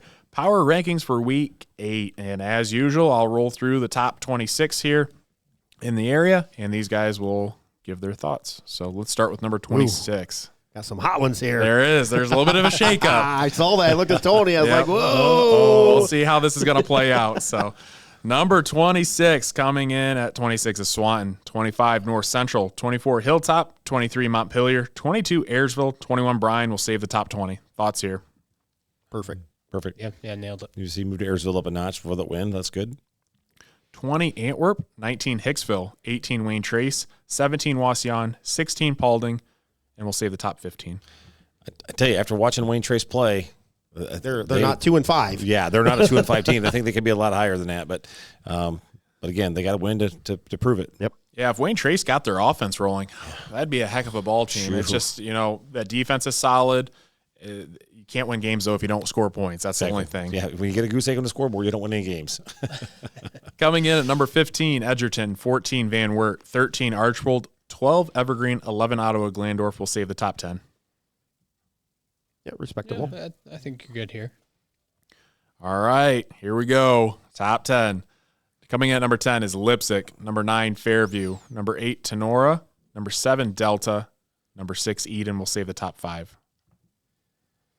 Tinora's slowly climbing, but Keith's prediction is slowly but surely kind of coming true here. Yeah, see, looks good. All right, top 5. Here we go. Coming in at number 5, Napoleon, number 4, Defiance, number 3, Patrick Henry, number 2, Liberty Center, number 1, Columbus Grove, and I'll let you guys talk first, and then I'll give my sense why I ranked it like this. Go ahead, Keith. Boy, Columbus Grove was playing great. Liberty Center, even though they had a close game, I still think they're probably the best team in the area. Had a close call versus a very good Patrick Henry team at a crazy Patrick Henry last Friday night, and injuries nonetheless. Liberty Center still found a way, and probably their closest game since last year's playoffs to come out of that environment with a win is still pretty impressive to me. Yeah, I mean, they were down 15-14 at about the 8-minute mark left in the game, and had the grit to score again and go back up and win it. So they didn't quit and get down on themselves. I think Patrick Henry actually had the lead for a good portion of the first half too. So it was a tight fought game all the way through, and Liberty Center came out on top. So I think they still hold the title, number one, in my opinion. But Columbus Grove, man, they're a very consistently powerhouse team right now. So. With all the injuries that they've had at the quarterback position, and they're still humming along. So, again, this is one of those matchups that you'd love to see. We'll just never see it. We can just imagine what would happen and just go from there. and two, Columbus Grove has played one of the tougher schedules around the area, and they've been playing lights out lately. And I think the big kicker for me was they had a common denominator in both playing Patrick Henry. And Columbus Grove, earlier in the season, they won this game 27-13, but really I think that margin should have been bigger. Obviously, their offense struggled a little bit that game when Landon Best, their starting quarterback, went out, which is a huge portion of their offense. But on the flip side, you look at Patrick Henry and Liberty Center, that game was, 15-21? So that game was a little bit closer, tighter. I don't know. I think Columbus Grove notches him out this week after seeing the performance both teams had last week. And Columbus Grove, and I'll kind of read some of the stats later that I have on him. Good old Ned from Columbus Grove is awesome. And he had sent over some unbelievable stats about Columbus Grove. But I think they're deserving of the number one spot. I think Liberty Center, with them being kind of one-dimensional at this point, I think that puts Columbus Grove ahead. And Columbus Grove is playing with, I think, their third-string quarterback, and they're still winning. And could you imagine if they still had Landon Best? Oh, my goodness. So, again, at the very least, it's going to give Columbus Grove some excitement in the locker room. It's going to give Liberty Center some motivation in the locker room. It's going to be some locker room talk there, to get them to play a little harder. And who knows, they could come out and absolutely dominate the last half of the season here. That game against Patrick Henry might have been an eye-opener for them, that maybe they have some weaknesses, and maybe they fill those weaknesses this week and just come back smoking people. Yeah, and you guys, I'm sorry, but I look at number 3 at Patrick Henry, and I see you jumped them all the way from 3 from 6 last week. I look back at their schedule; their only losses are to Columbus Grove and Liberty Center. Yeah, and other that's than a big that, thing too. Other than that, they're beating their opponents 213 to 12, 213 to 14. Take away the Columbus Grove game where they gave up 27. Take away the Liberty Center game where they gave up 21. But I mean, other than that, that's pretty impressive. That's a pretty impressive squad right there. And that top three group right there is one tough group of teams. So, and even Defiance right now at 4, they're on a 5-game winning streak. And I think I had said too, Defiance, one of those losses was obviously to Napoleon, and the other one was to Wapakoneta. But I think if Defiance were to play Wapakoneta today or this week, I think they have a fair shot at really winning that game. Right. And I'm curious. Yeah. So they played Wapakoneta week 2. They lost 9-34. That's not going to be the same score if they were to play again this late in the season. So again, top 5, 6, 7. Probably Delta. Yeah, Delta through Eden and Napoleon, Defiance, Patrick Henry, Liberty Center, Columbus Grove. Those are all solid teams this year. And Eden, I know they're sitting at kind of 6, but they're still undefeated. Obviously, when you get into the smaller divisions, playing a little bit weaker schedule. But again, Coach Olwin's doing a nice job over there, and Eden's just rolling through, kind of silently waiting back there. Ottawa Hills, week 10. Yep. That's the matchup everyone's looking forward to in the TAC. I mean, that's going to be for the conference championship, and I think that's really when we'll find out how good Eden is. So, again, things are getting interesting in the rankings. So, we're going to move on to the last section here of this segment, and we are on to Matthew's Players of the Week. And, again, Nostradamus of Northwest Ohio football. So, let's see who Matthew has selected for this week. On offense, Matthew has Eden wide receiver Kendall Briggle. Reasoning is Hilltop is really struggling on defense this year, and I think Briggle will take advantage of that and have a big night. Again, Briggle's really stepped up big this year for the Bombers, and he's tearing things up. And he's just a sophomore too, doing a very nice job. On the defensive side of the ball, Matthew selected Kylan Mays from Columbus Grove. Reasoning is Crestview has struggled to score in the games they lost this year, so I think that will lead to a big night for Mays. So, again, if Matthew's calling you out, you're going to have a big night. So watch out for those players from Eden and Columbus Grove. So thanks for Matthew sending those in. All right, we're going to take a break to hear from our sponsors, and we'll be right back with everyone's favorite section, the Hot Takes, presented by BSN Sports. Jimenez Basketball Academy strives to create an atmosphere to cultivate basketball fundamentals in Northwest Ohio youth athletes, offering one-on-one sessions, group sessions, speed and agility training, and much more. Located in Pettisville, Ohio, call Coach Jesse today at 419-551-8105. Check out Tinora Rams Live events broadcast on YouTube, and post-game results, articles, schedules, and more can all be found on TinoraRams.com. Feel free to look up their Twitter, Facebook, and Instagram pages as well. Northwest Ohio Basketball hosts premier basketball tournaments for boys in grades 3 to 8 in the area. Upcoming tournaments are right around the corner. Give them a call today at 419-283-4655 888-888-5296 or check out their website at nwoball.com. The Drop Zone Pizzeria is the #1 voted pizza restaurant in the region. Check them out for pizza, wings, subs, and more. Located in Ayersville and Stryker, or ask them about their traveling food trailer. Trueland Equipment and Salesman Lauren Brown are your go-to for John Deere equipment in Archbold, Ohio. Mowers, compact tractors, skid loaders, and more. Your sales expert on commercial turf and CCE sales.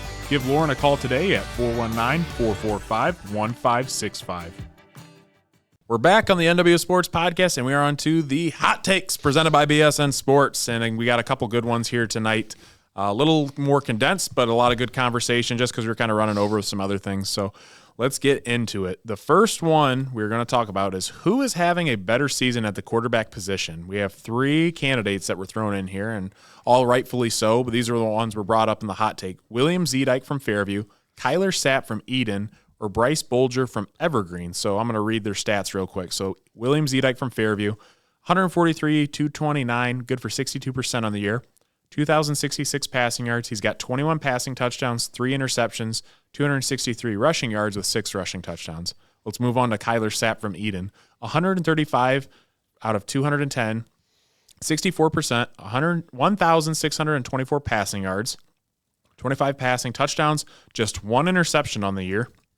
384 rushing yards and 6 rushing touchdowns. And the last candidate, Bryce Bolger, 54 of 101, 53%, 919 passing yards with 4 interceptions. So, guys, who wants to start this one off? I think the hot take we had coming in a couple of times was that Bolger was one of the best was the best quarterback, I think is what the hot take was. NWAL. Oh, NWAL. He might be in the NWAL, but when you start comparing him to some of the other quarterbacks in the area, I mean, his stats are about half of William Zedike, putting up over 2,000 yards passing, and we're only in week 8, or not even week 8 yet. Plus, he has 4 interceptions to Zedike's 3 interceptions. Plus, Zedike's doing a lot on the ground as well, so I think he's a little more dynamic. You can never count Kyler Sapp out either, man. He's always in that offense. He's always producing big numbers. So, and looking at Bryce Bolger real quick, I just want to add to it. He is leading the NWAL in passing yards with 919, like it said. The next closest is Cale Albright from Wauseon with 647 passing yards. I think overall you could probably say the NWAL is down in the passing attack this year, but nonetheless, he's leading the league in passing statistics. I think actually this year probably Logan NWAL is more of a running league. Yeah, it is. We saw Nashmeyer in the past, and a couple other quarterbacks, but yeah, this year I think they're down a bit. But yeah, if Bryce Bolger, you said he's the #1 quarterback in the NWAL, and a lot of people don't even understand that. So really, you can't go wrong with any 3 of these. But to have these quarterbacks just sling the ball all over like they do in this era, like compared to back when Tony played and even AJ and back in my era, like we'd be lucky to throw 5 passes a game, Coach Greer. But but Kyler Sapp to have just 1 interception and over 200 attempts is just, to me, just amazing. You got to figure you're going to have a tip ball at the line, or it's going to go through your receiver's hands and wind up in a defensive back's hands. But 1 interception and 210 attempts is just kind of it's just hard to believe, really. Yeah, at the high school level. Yeah, I mean, when you're looking at Zedike and Sapp and Bolger, if those were your 3 quarterbacks, if you were a college team and you had 3 quarterbacks with that kind of talent, you're sitting great, right?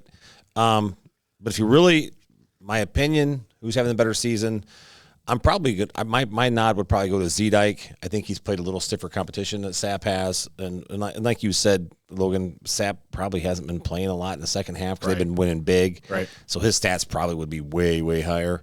But Zedike's going up against Delta, Tinora, teams like that. So, I guess my nod would have to go to Zedike, was who's actually having the better season right now. Yeah, I'd say that those are all great points, and I'd probably have to agree with you. I think at this point, Zedike's stats are a little bit better, but again, I think it's because Sapp hasn't had to be used in those late situations playing. Look at all the games that Zedike and the games that Fairview have been in deep into the fourth quarter. We had talked Delta, Tinora, Paulding, that he's had to play a full 4 quarters, and again, I I don't know. I think it's tough. I think right now, I think William Zedike's got the nod, but I'd like to see Kyler Sapp really perform, week 10 against an Ottawa Hills team, especially into the playoffs. But I don't think you can go wrong with either two. And Bryce Bolger, I think, is right behind those two. So nonetheless, I think all three of these teams should be fortunate that they have guys like this because in a year where people are running the football, it's still good to have someone back there commanding the offense and throwing the rock around a little bit too. Any of those guys seniors? Is Sapp a senior? Or is he a junior? I think Sapp is a senior. I think he's a senior. Bolger's a junior. Zedike is a junior. So Sapp, I think, is the lone senior out of that group. But solid nonetheless. Yeah. All right. That's a good one. Yeah, I like that. And I know we'd kind of mentioned these names before, and but we never really kind of broke things down, and now we have statistics to kind of see how they all match up. So let's move into the next one. This is kind of a funny one. There is no greater human force than a mother and her cowbell on a Friday night supporting her child. A connection that is unexplainable. Prove me wrong. You go to those games where those people have those cowbells, it's absolutely just drives you nuts. We'll hear a bunch of them Friday night from the Ayersville folk over there. Yeah. They love their cowbells. Yeah, that's 1 year they think they gave out the little cowbells. They did a little tiny thing. Yes. Oh, my gosh. Drive you nuts. Somebody supporting their kid out there just ding, ding, ding, ding. It's kind of like the air horn that you hear once in a while at the games. I tell you what, though, some of those cowbells, have you guys ever been near one? Boy. They get loud. That's what I'm saying. If you're out there in the stands, it'll drive you nuts. And you're the guy sitting next to you, you know, hey, I'm all for you, Logan. I love you too, but good Lord, can you stop banging the cowbell around? You're driving me nuts. I want to sit here and watch the game, and I go home and I'm deaf in my left ear because somebody's banging the cowbell the whole time. Hey, but I give all the moms props out there. You know, if you're going to the game, you're supporting your kid. I mean, that's once in a lifetime. Absolutely. They're never going to get that opportunity again. Obviously, if you have multiple kids, you may, but you only have kids once, and so it's good to see them supporting their son out there on a Friday night. But man, are those things loud and obnoxious at times? That's for sure. Absolutely. If I have a grandchild out there that's playing football some night and they have a cowbell, I'll be banging the crap out of that thing, just like the next person. Speaking of cowbells, I think it's Mississippi State. They all have cowbells. Yep. And they play the SNL skit with Will Ferrell. Gotta have more cowbell. Oh my gosh, that skit what I'm is talking so about? fun. Oh my gosh, yes, that skit is so funny. They play that script, and then everyone brings out their cowbell and starts shaking. I saw that the other day. I didn't realize that was a tradition but it's Mississippi State, I believe. Yeah. So that was pretty cool. And it's funny, that brings up good memories because in high school, when we were in German class, we had a skit where we did that skit in German. And oh, geez. Iconic. That's one of the best, I think, SNL skits more of cowbell. all time. Bang, bang, bang, bang, bang. Will Ferrell's belly's hanging out. Yep. That's a great one. So Boy. I don't know. Guys, you have any comments? I can't argue with it. I mean, you always hear them just about every single game. There's at least one cowbell somewhere cheering them on. Yep. So. Cowbell, or now, if you're at Tinora games, I think it's Jimenez, I believe. air horn. as that air He's horn. got the DeWalt drill. With Powered by a drill, yeah. starts pulling, just pulls a trigger now.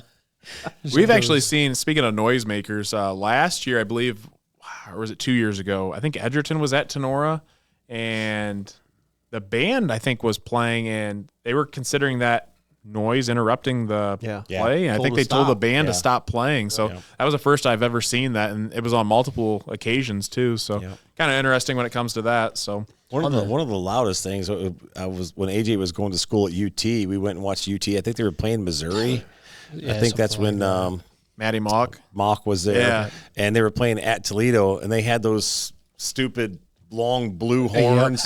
Same thing you see it like soccer. What are those called? Vuvuzelas? Yeah. Whatever they were blowing those. And him and I were sitting in the stands. And we were sitting up in the stands. I'm like, there is no way they're hearing down there. It's so stinking loud.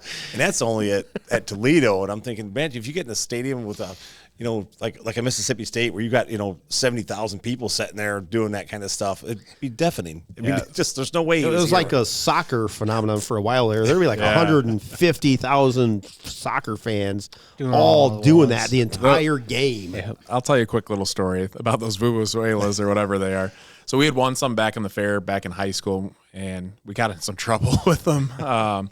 We would go ding dong ditching, as kids would do, and of course we were dinging doors and running and whatever. And I don't remember who it was in our group had one of those things. And they were blowing that thing throughout the neighborhood. Oh, boy. And I believe they called the sheriff's office on us. And it wasn't even the house that we ding-dong ditched. It was people that were complaining of such a loud noise. And those things were so loud. And maybe I got to see if I can find some of those on Amazon and bring them to the Tinora game. For I think they're pretty cheap because we literally got them. I think we won them from the fair. We went to the fair that week, and they're giving them out, and we ended up having a bunch of them, and everyone was blowing them I around. don't know if they're legal or not. I don't know if they're legal or not. Noisemaker or whatever. Yeah, noisemakers at a high school game, they can have them or not. I don't know. Speaking of noise, I think it might have been like that Missouri game we were at. Ref had a couple of bad calls, and the entire stadium for the next 3 drives straight was just a constant boo. Yeah. And we couldn't hear ourselves think because the entire stadium is just booing the refs every play for 3 drives straight. I think it was the same game that they had that. But yeah, that was those noisemakers, the cowbells, the horns, and whatever. Your parents go crazy, man. You only get it for 4 years, and then you move on. All right, we're going to move into the last hot take, and next week we'll have some more. Like I said, we just kind of ran over some things in this week's podcast. The last one was kind of a jab towards me, I guess, so it's always fun to pick on the big guy here. Being a good kicker is harder than being a good offensive lineman, so thanks to good old Michael Hearn. Always like his contributions to the podcast. But there's a secondary part. I'll lead into this too, might as well, because I'll just say who else commented. So good old Matt Bishop says, I agree. You can be an above-average lineman just by being big, not skilled. I mean, just look at Logan Bailey. Being big, extra big, got him into college. So, oh man, I had thought the first thing I smirked so bad when I saw that, and I'm like, I can't put what I'm going to say on social media. Keep it PG. Yeah, there's no way I could keep that PG. So I'll have to talk to Matt next time. There's about a million different things I could tell Matt after him. He'll be up Friday. Maybe bring us some bratwurst Friday. You can talk to him then. Yeah. We'll see him Friday about 5:50 now. So shoot. Oh my gosh! But getting back to the hot take, being a good kicker is harder than being a good lineman. My first thought is, being a good kicker, you're not allowed to miss. If you miss, everybody knows it, and then everybody knows you missed. Being a good offensive lineman, if you miss, then maybe they didn't see you miss that guy. Maybe they didn't realize it was your guy that got free, whatever. So that's my initial thought when you be a good kicker versus a good lineman. I'll save my comments for last. You guys go. Well, we talk about the linemen are unsung heroes. A lot of times they're never talked about in good situations, but a lot of times they're not really talked about in the bad situations either. They're kind of untalked about in general. So, like you said, the kicker has to be perfect, or everybody knows it. The lineman can kind of get away with a few things here and there that can be covered up if another lineman kind of helps get a secondary block on somebody. Right. That may not cost you big, but a kicker could miss 1 kick out of 4, and that could cost them the game. And so I think it's kind of apples to oranges on the skill, but the pressure is definitely higher for a kicker. Yeah. Oh yeah, pressure wise. Yeah. Keith? Boy, got to have both these things to have a successful team. Got to have a good kicker, as we've seen with Jacob at Tinora. Even Liberty Center's Ian Rosebrook is a really good kicker as well, one of the better ones in the area. But a good kicker can obviously convert field goals, as we saw Friday night and earlier in the year. Also, a good kicker can pin the other team inside the 20 or inside the 15. As we saw last week, we were kind of talking in between takes. So, as high-powered as Antwerp's offense has been the last few years, they could not kick the ball off to save their life. They would just, basically do an onside kick the entire game after a score. So, they just couldn't kick the ball deep I don't know if that was designed or they just couldn't kick it. So, good kicker will pin the other team, preferably inside the 20 most times, as we've seen the last couple of years with Jake. Offensive lineman, though, I'm telling you what, I watched the Cleveland Browns this season, and I tell you what, their offensive line is absolutely atrocious. So, I mean, if you don't have an offensive line, you don't have a running game, and you certainly don't have a passing game, because as soon as your quarterback takes 3 steps, he's looking up at the sky because he's now laying on his your you don't have a decent offensive line. Your your running game is basically eliminated because you're running into the backs of the offensive linemen because they're now 3 yards in your backfield because you're getting bulldozed each play. So, yeah, you need a good equal balance of both. So, as AJ said, offensive linemen kind of go unnoticed, really, but they don't really get a lot of love, and they should. My other side to that is, when it comes to being a good kicker is harder than being a good offensive lineman. I don't think so. Offensive linemen have to know a lot of stuff. They have to be able to adjust, as we saw Friday night when the defenses are scheming and blitzing and doing all this stuff. Linemen got to be able to see that and pick that up right away. Yep.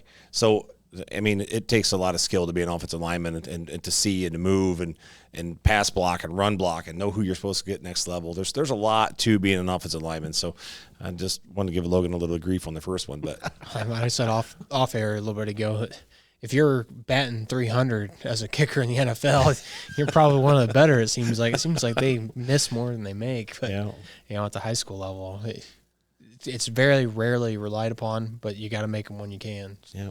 All right, Logan. Well, I know everyone's been waiting, so my brain's been rolling. So let's see, where do we want to start? Keep it clean. Let's start with the kicker first. So to each their own, they both have their difficulties, but kickers, I mean, you have one job and only one job, and that is to kick the football between the uprights or kick the ball down the field. So that's kind of my 2 cents there. Yeah, it can be hard, especially as you get, in the college and NFL, those uprights get a little tighter too. But a lot of these kickers, literally, that's your only job, and you better do it well. And like you had said, that's a great point that I wanted to bring up. Offensive linemen, not only the physical side, but you get to college level, moving guys 250 pounds to 300 plus to move a man against his will where he's trying to go. It is so hard. I don't think people understand physically, technique wise. If your technique is not correct, you're going up against a guy that's bigger, stronger than you. Your technique has to be on par, because if not, you're going to get drove back into the backfield, and everyone and their brother is going to notice, well, why is there a tackle for loss? Well, it's because Joey over here got blown up and drove into the backfield. But, looking at offensive linemen, I can tell you right now that offensive linemen, just because you're big, there's no excuse for it, because I've seen guys, good old Timmy, that's 6'2", 260 pounds in high school, good looking frame, but boy, he just gets ripped every single play. I mean, people are going to notice that, and I call some of the linemen that I see that are big, but they're not skilled at all, blobs. I mean, that's what I refer to them as. I've seen them before. If I see a bad offensive lineman, it's literally a blob, because they are not doing anything. They're not contributing. So I don't think I necessarily agree with that, because you have to have skill and technique. And the big thing to Matt too. Man, I was 210 pounds in high school, man. I had to put on 100 pounds when I got to college, so that's not the truth. So I was just a scrawny little lad in high school. So I think each has their own, but offensive lineman I think is definitely more challenging, just because the whole mental aspect. Like, you have to know your plays, technique has to be on par, like you said too. You don't get to play off. Pass blocking, run blocking, everything in between. There's a lot that goes into it, because you have to actually be intelligent to play offensive line, because when things start moving around, pieces start moving, you get linebackers blitzing, showing different things. You got to be able to adapt on that on the fly, because if not, that play is not going to go. If one guy on the offensive line is not doing his job, that's when things fall apart. So in that sense, I think offensive lineman is harder to be than a good kicker, because in the sense that kicking, you just have to kick. Like, most of the time, that's your only job is to kick the football. And nothing against kickers, because they're important. Right. I don't want to diss kickers, because I love kickers. I mean, kickers won us a lot of games in high school and college. But again, and I'm biased too. I do think offensive lineman is probably a little bit harder than kicker. But that kind of poses the question too: what is the hardest position to play on the football field? I've got one in my mind. Center. You think? I really think center is probably the hardest position. It's a lot going besides on. quarterback. I think quarterback, because most quarterbacks have to know what everybody else is doing. They have to know, because if somebody's lined up wrong, you're making that correction. But other than that, I think the center, and I'm not talking just high school, but the centers are kind of the lead guy on the offensive line, and they got to kind of know, and they're pointing out where everybody's going, that kind of thing. And I think center is probably one of the harder ones to play. I think it may have a position that shocks you. I want to hear what your guys' thoughts. AJ, what would you what is your thoughts on what is the hardest position to play on the football field? I mean, I think I'm a little bit biased because I played the position, but I think linebacker on the defensive side, because you're kind of the counterpart to a quarterback. I mean, you've got to know what everybody else is doing. At least, maybe the weak side linebacker a lot of times is the spy, and he's got to know what everybody else is doing. You also have to be physical as can be, because you're running face first into blocks or running face first in that running back. So physically it's demanding. Mentally it's draining, because you've got to know exactly what's going on at all times. A lot of times you're communicating with the linemen, making sure they know where they're going, which side they need to go to. I think linebacker, at least on the defensive side of things, is definitely a hard one. Quarterback, I think, overall is probably the hardest, just because you've got to know everything.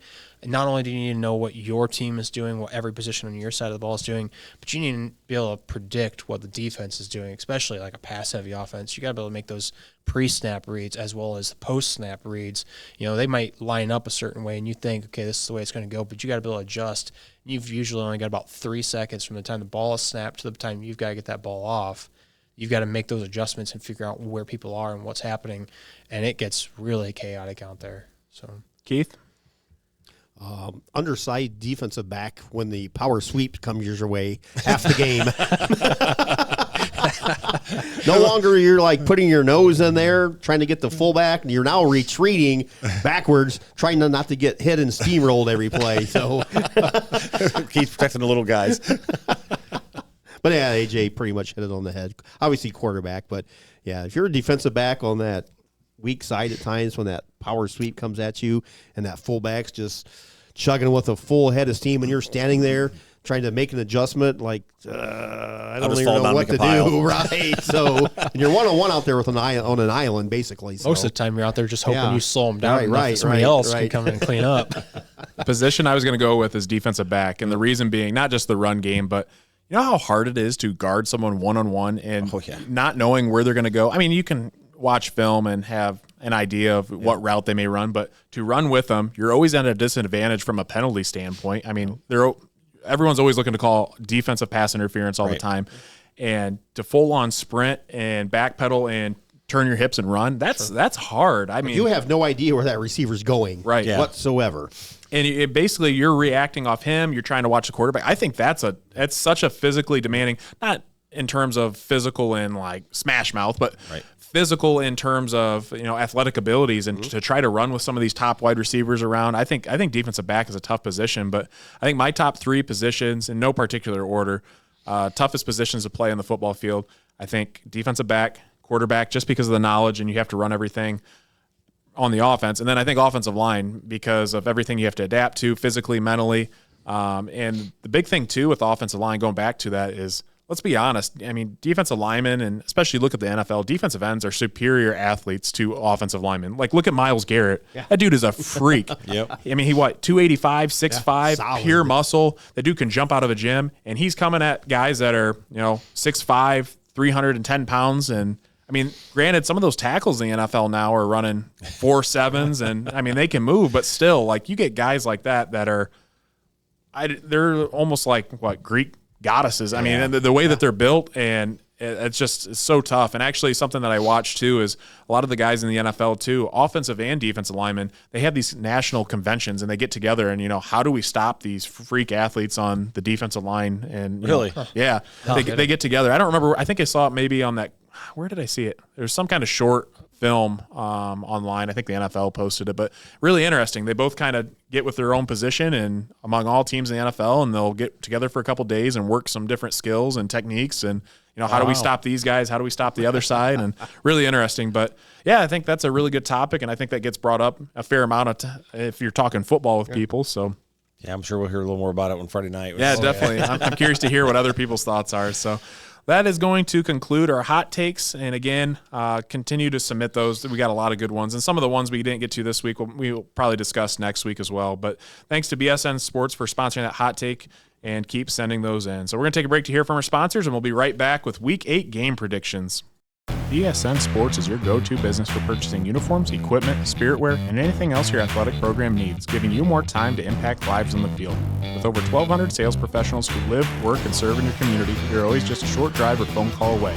Be sure to give your local sales rep and Jim Garris a call for any of your athletic supply needs.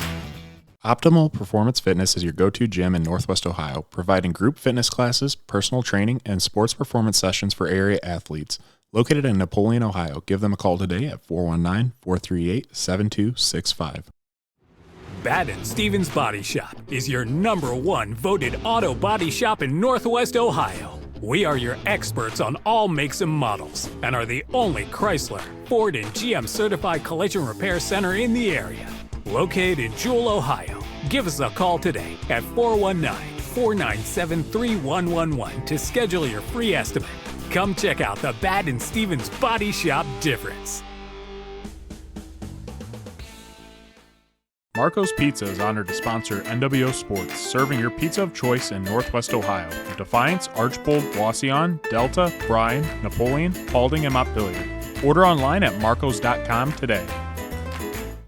Remax Realty of Defiance has represented Defiance County for nearly 40 years. Located at 1401 South Jefferson Avenue in Defiance, we have 13 agents ready and available to assist you in home buying or selling needs. You can check out all the listings at www.remax419.com or call us at 419-784-3029. Let our years of experience go to work for you. For 26 years, Burkholder Taxidermy has been Northwest Ohio's trusted full-service taxidermist. From game heads to lifelike mounts, we provide exceptional quality and craftsmanship. Preserve your memories with Burkholder Taxidermy, where experience meets excellence. Located at 19331 Buckskin Road, Defiance, Ohio. Give them a call at 419-782-9538. Fairchild Family Chiropractic aims to help families to get better together in the least invasive way possible. Dr. Fairchild focuses on the neck using the Blair technique and Palmer package, adjusting to correct spinal misalignments. Located in Defiance, Ohio. Call Dr. Fairchild today at 419-576-5070 to schedule an appointment. DeLarber Concrete and Hauling is your go-to provider for concrete and hauling needs. Flat work, pole barn floors, driveways, and patios. Hauling services for stone, mulch, and dirt. Call Josh for your free estimate at 419-576-0401. Jimenez Basketball Academy strives to create an atmosphere to cultivate basketball fundamentals in Northwest Ohio youth athletes, offering one-on-one sessions, group sessions, speed and agility training, and much more. Located in Pettisville, Ohio. Call Coach Jesse today at 419-551-8105. Check out Tinora Rams Live. Live events broadcast on YouTube and post-game results, articles, schedules, and more can all be found on TenoraRams.com. Feel free to look up their Twitter, Facebook, and Instagram pages as well. Northwest Ohio Basketball hosts premier basketball tournaments for boys in grades 3 to 8 in the area. Upcoming tournaments are right around the corner. Give them a call today at 419-283-5296 or check out their website at nwoball.com. The Drop Zone Pizzeria is the #1 voted pizza restaurant in the region. Check them out for pizza, wings, subs, and more. Located in Ayersville and Stryker, or ask them about their traveling food trailer. Trueland Equipment and Salesman Lauren Brown are your go-to for John Deere equipment in Archbold, Ohio. Mowers, compact tractors, skid loaders, and more. Your sales expert on commercial turf and CCE sales. Give Lauren a call today at 419-445-1565. We're back on the NWO Sports Podcast, and we are on to Week 8 game predictions. So let's go ahead and let's get things rolling. First game on the slate is Antwerp 2-5 at Wayne Trace 2-5. We just got a chance to see Wayne Trace play against Tinora. That defense is as advertised. It's tough. And I think, again, with that game being at Wayne Trace, I don't know if it's the windmills or the stadium or the flashing red lights, but that defense is solid. And playing at home, give me the Raiders. Raiders for me. Yep, going with the Raiders. Raiders. And Matthew had Wayne Trace as well. Next game, we're looking at Ayersville 1-6 at Tinora, the River Rivalry. We will be there with Tinora Rams live covering, so be sure to tune in to us on YouTube and was it Network One Sports for internet radio broadcasts. So we'll have that game covered.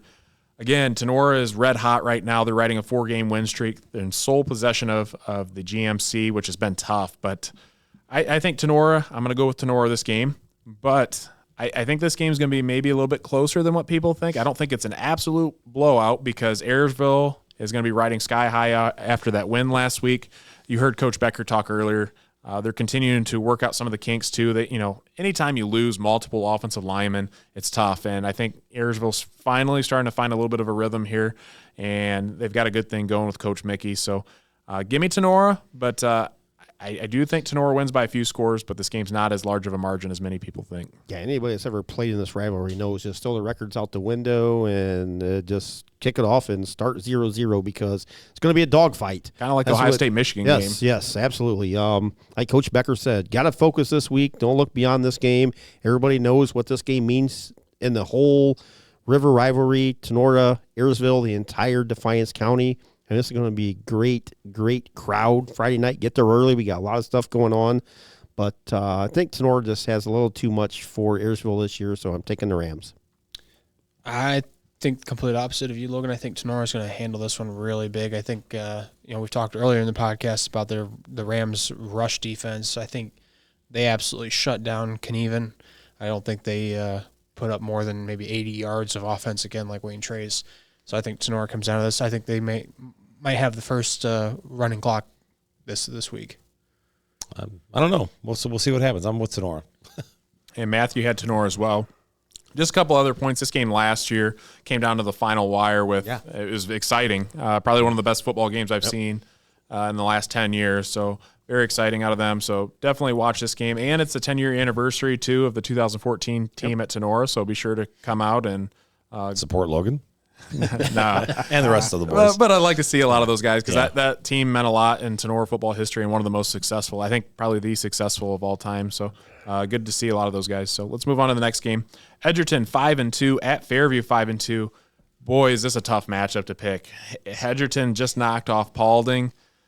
Again, like I said earlier, Edgerton was always kind of looked at as the dark horse in the GMC, but really are making their name well known and putting themselves in contention for the title. Fairview again, William Zedike and the boys on the offense are really running the table, doing a nice job. So I think if Fairview can establish that run game a little bit more, I think they'll be sitting okay. So I'm going to go with the Apaches this game, especially being at home. But really, this game could be a coin flip. Which it really is. I've been thinking about this game for yesterday tough. And today. It's tough. It really is. And just us talking about Edgerton and everything, and I literally just changed my pick to Edgerton. I think Edgerton's playing fantastic ball on offense, playing decent on the defensive side. Going over there to Fairview is going to be tough, but I just think this is going to be a high-scoring game. This should be a really good, shootout, really good game to watch. I think Edgerton comes out on top, so I'm taking the Bulldogs. Yeah, I would love to see Edgerton come out with a win on this one because it would set up an awesome Week 10 showdown with Tinora and Edgerton. But I think I'm thinking Edgerton pulls this one out. I think they come out and show Fairview what they're made of. I'll tell you what, I seen you change that, Keith, and I just went curiosity killed the cat here. Edgerton's scoring 263 has scored 263 points this year against their opponents, and that includes the shutout against Wayne Trace where they got shut out. So it definitely anybody's battle, but Fairview's been scoring a lot of points as well, and their only losses are to Delta and Tinora. But I'm going with the Apaches. And Matthew had Fairview, so we're split on that game. Next game, Paulding 5-2 at Hicksville 2-5. Paulding right in the struggle bus a little bit here lately. They dropped that game to Fairview. They dropped the game to Edgerton here of late. Hicksville's not bad. We've discussed this multiple times where Hicksville has a really good shot at knocking off some of these other teams in the Green Meadows Conference. But I think I'm going to take Paulding. I think they bounce back this week. But, again, you cannot count out the aces. Give me Paulding by, let's say, 14. Yeah, Paulding's struggling. They can't overlook Hicksville. I think Paulding has a little too much talent this year, so taking the Panthers Friday night. Yeah, I'm going with Paulding for this one. Guys, I'm going with the Aces at home. That's a bold move, Cotton. I'm going with the bold move, but I think Hicksville's got it. I think they played well this past week, just didn't get the victory, and I think they're going to be at home and they're going to take care of business. And Matthew had Paulding, so Tony's the only one going against the grain. Next game, Wauseon 2-5 at Archbold 4-3. Rivalry game here, so these two teams got a lot of bad blood between each other. I think I like the Blue Streaks in this matchup. Archbold's shown what they're kind of capable of this season, though they've shown some inconsistencies. I think that they take this one, especially being at home. It's always a tough place to win at Archbold, and Wauseon's been struggling, especially on the offensive side of the ball. I think Archbold takes care of business. Give me the Blue Streaks. Yep, Streaks get her done. Yep, Blue Streaks for me. Yep, Blue Streaks for me. and Matthew had Archbold as well. Next game, Bryan 0-7 at Swanton 0-7. Someone's going to come out a winner in this one, so I think that's going to be the Bryan Golden Bears. I think they just have a little bit too much talent compared to Swanton, and I think they take this one. I think I give them 21 points. Boy. 0-7 versus 0-7. I got to believe the Golden Bears get their first win of the year. Taking Bryan. Yeah, I'm right there with you, Keith. I think they pulled off their first win, so Bryan. Yeah, Bryan for me. I think they're going to outmatch Swanton. And Matthew had Bryan as well. Next game, another NWO matchup. Patrick Henry 5-2 at Delta 6-1. Another great game this week, and I really had to think about this one. Back and forth. Kind of broke down the stats. You know, is Patrick Henry going to have Lincoln back? Are they not? I don't know. I think I'm going to go with the Patriots. I think, we saw what they're capable of with their backup in. They can still throw the ball against a really good Liberty Center defense. I think Patrick Henry's just multidimensional on the offensive side of things. Delta, we know, likes to run the ball. Showing glimpses that they can throw it a little bit with that freshman back there. But I think Coach I is going to go into Delta and come out with a win.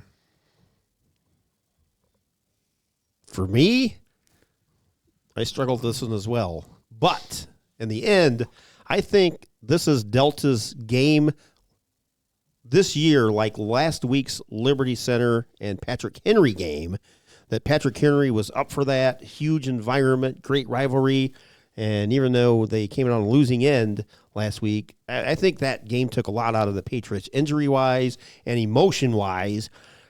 I think Delta, this is their Super Bowl right here. This is their game of the year. They've been waiting for this game for the last decade or so as a program, and I think it's their time to step up with the big boys. And I think Delta at home knocks out PH this Friday, so I'm taking Delta. I'm thinking the opposite of you, Keith, on the emotional part of last week. I think, if anything, Patrick Henry showed they can play with, a big dog like Liberty Center. I think they showed what they've got grit-wise. I think they come back out this week and show Delta the back side of the shed. I'm not going to go that far, but you've got Dumbledore and Delta and Coach Vickers. Everybody said he's the wizard. And you got Coach I, who could be playing Voldemort here and taking Dumbledore out. I don't know for all you Harry Potter fans, but you got two of the best coaches I think in Northwest Ohio right now, going head to head, and I think Coach I is going to get this one for PH. So I'm going PH. And Matthew had Patrick Henry. Next game, Evergreen 4-3 at Liberty Center 7-0. Looking at this one, I think obviously Liberty Center is the heavy favorite here. But, are they going to be full strength? They had some injuries with Garrison Cruz, Stephen Brogan. I'm sure that they'll probably bounce back, hopefully quickly. But Evergreen is much improved, and Evergreen's making a case for finishing top 3, honestly, in the league, I think, at this point. 3 or 4. Yep. So I think this game's going to be closer than what people anticipate. Liberty Center is going to win this one, I think. But Evergreen, would it shock me if they keep it 21 or less? Yeah, point differential. I agree with you, Logan, but taking the Tigers. Yeah, definitely taking Liberty Center. The one thing that Liberty Center has going for them, even though they had a couple injuries last week, is that they have had a lot of playing time for those third, fourth string kids now. So I don't think even losing somebody like Garrison Cruz or those guys, I don't think they miss a step. They're so I think deep. They just keep rolling because I think some of those third stringers have played as much time as even some of the starters. And when you have 70 plus kids on your roster, that's a blessing. Yeah. So I don't think Liberty Center misses a beat. Not to say that somebody like Garrison Cruz is replaceable, but he is at Liberty Center. Yeah. So I think the next man up. That's how they always play that, right? Yep. I'm taking Liberty Center in this one, but I really want to see what Bryce Bolger can do. We talked about him earlier about being one of the better quarterbacks in the area. I want to see what he can do against the Liberty Center team. And Matthew had Liberty Center as well. Next game is going to be the NWO Sports Game of the Week, and that's Defiance 5-2 at Lima Bath 4-3. Two teams with high-powered offenses, and it's going to be a shootout, that's for sure. I really like Defiance. Give me the Bulldogs because they're riding that 5-game win streak. Lima Bath dropped a tough game to OG just a couple weeks ago. I think Coach Cooper's got the Bulldogs playing their best ball of the season, which is where you want to be playing, is at the end of the year, and that's what Defiance is doing. I think, honestly, you go and you look, and like I said earlier, I think if Defiance were to play Wapakoneta now, I think they have a really good shot at beating them. So I think Defiance is top of the league. I think they continue things, and I think they're coming out with a win at Lima Bath on Friday night. Yeah, I think Defiance learned from last year. They overlooked some opponents, I would say, and they came up on the short end of the stick. But I think Coach Cooper this year has the Bulldogs dialed in, taking the Dogs. Yeah, I'm gonna go with the Bulldogs here. This game could potentially have some implications in the WBL. If somebody could put up a fight against Wapak, Defiance is sitting in a good spot. I mean, they're right behind Wapak, and like you said, if you play that game now, I think Defiance puts a really good fight. I don't know if they necessarily win it, but it would be real tight. So I'd love to see Defiance continue their streak right now. Yeah, I picked Defiance because I think this is kind of a defining game for them. They got to win this one, and I think they're a shoe-in for the playoffs. And Matthew had Defiance as well. Next game, Salina 5-2 at Ottawa Glandorf 3-4. OG dropped that heartbreaker last week to Van Wert. Give me Salina. I think that they're just going to be a little too much for OG. Granted, OG's defense is solid, probably one of the better ones around. I think Salina comes out with a win. Bulldogs for me, Salina. Yep, Salina. Boy, I'm looking at Salina, and I want to pick OG because they're at home, but I think I'm going to stick with Salina. And Matthew had Salina, so Salina across the board. Next game, Shawnee 2-5 at Van Wert 2-5. Like I said earlier, Van Wert is probably one of the better 2-5 teams around the area. I mean, they've got the talent. It's just a matter of putting pieces together, and I think they get it done this week. I think they're going to ride another game, make it a 2-game win streak. Cougars for me. Yeah, Van Wert for me. Van Wert for me. And Matthew had Van Wert as well. Next game, Napoleon 4-3 at Clay 5-2. And this is one of the most anticipated matchups I've been wanting to see Napoleon play all year. Clay has that top quarterback in Mason Heinschel. He's going to Pittsburgh to play. Again, a high-powered offense from Clay. They're doing a really nice job there. Napoleon, we've kind of seen ups and downs, and we saw him drop a tough game a couple weeks ago to Fremont Ross, but we've seen him beat a really good Defiance team too at the beginning of the year. So it's which Napoleon team are we going to get? And I think playing at Clay, which is, by the way, an awesome venue. We had a chance to go there last year. That unbelievable locker rooms. You kind of walk out. I think it's like a little tunnel that goes under the stadium, right? Yeah. It kind of walked on out. Yeah. And they had like the little picnic pavilions on each end too. On the press box, which was awesome. And just very unique. But I think Clay takes this one. But if Napoleon brings their A++ game and, the Napoleon team that we know they're capable of, I think they have a really good shot at beating Clay. But I don't know if we'll get that Friday night. We'll have to wait and see. But I'm going Clay. Yeah, Napoleon has the athletes to pull up the upset here. But in the end, I'm taking Clay. I'm right there with you guys, Clay. I had Napoleon. I had Clay, switched to Napoleon. I'm back to Clay. But the only reason I'm going back to Clay is I think they're playing at home. So I think I want to pick Clay. And Matthew had Clay. Next game, Columbus Grove at Crestview. And just real quick, I want to read off a couple things Ned Stettschulte had sent over.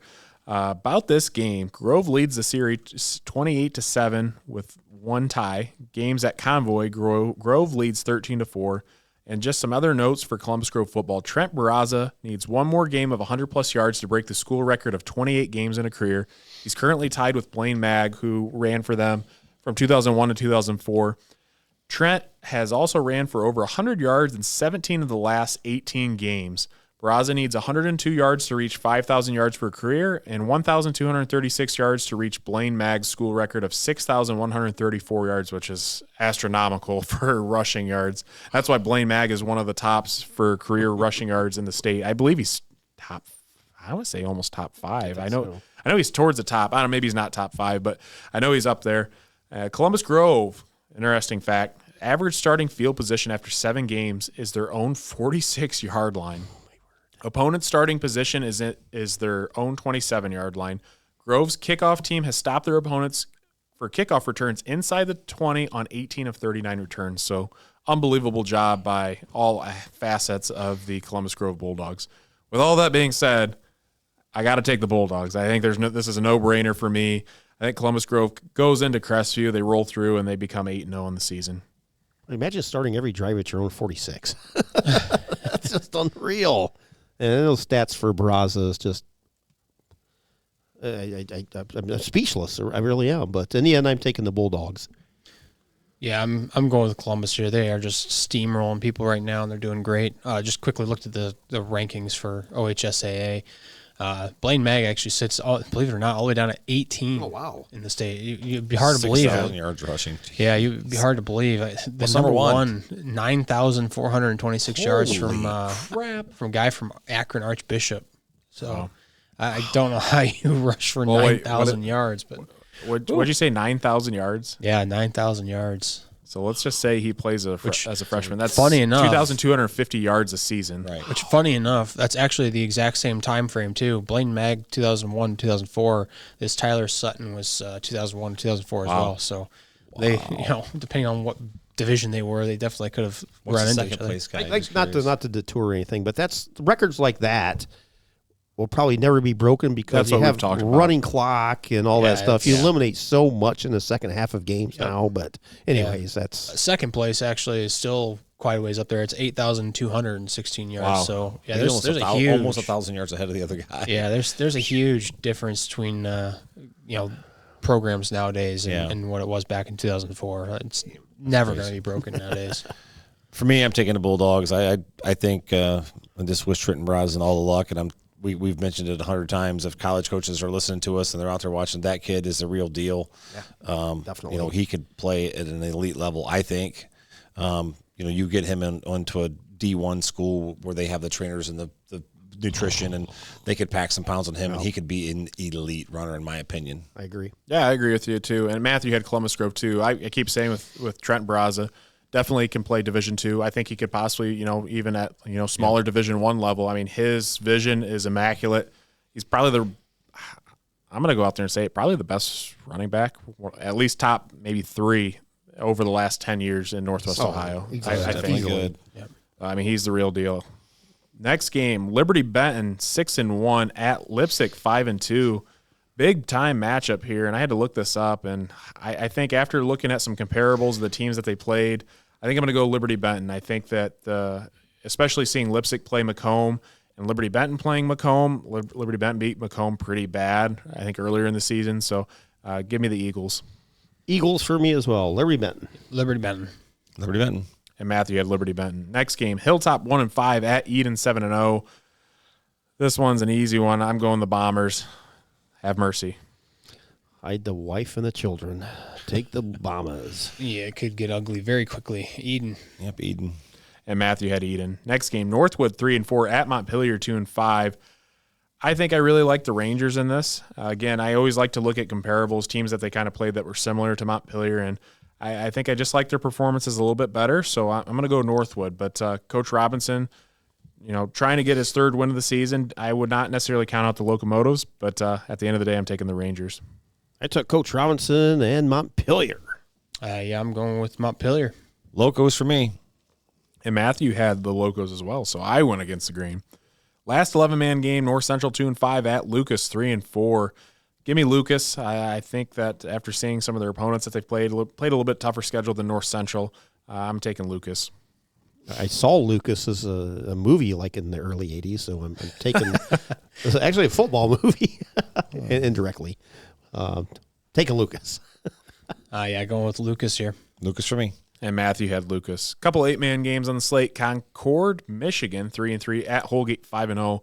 Holgate is red hot in 8-man football, and they are just lighting up the scoreboard. You wouldn't think so after losing a quarterback like Xavier McCord and some of their athletes, but they just reloaded this year, so give me the Tigers. Tigers. Definitely the Tigers. Holgate for me. And Matthew had Holgate.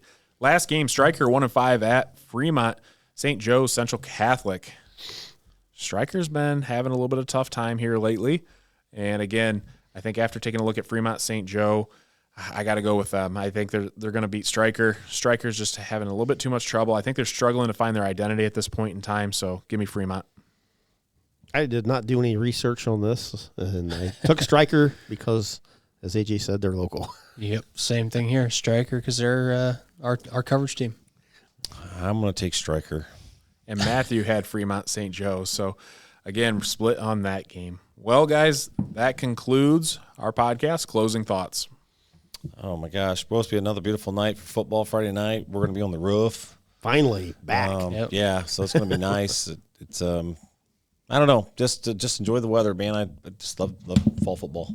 Yeah, I'm sure it's going to be a great atmosphere for a lot of the teams in the area. A couple good matchups, a couple important matchups, and great weather. So places are going to be packed. So get out there and support your team. Yep, for me, looking forward to Logan's reunion team, probably the most successful team in Tinora football history, 2014. Looking forward to see some of those guys come back, some of the coaches.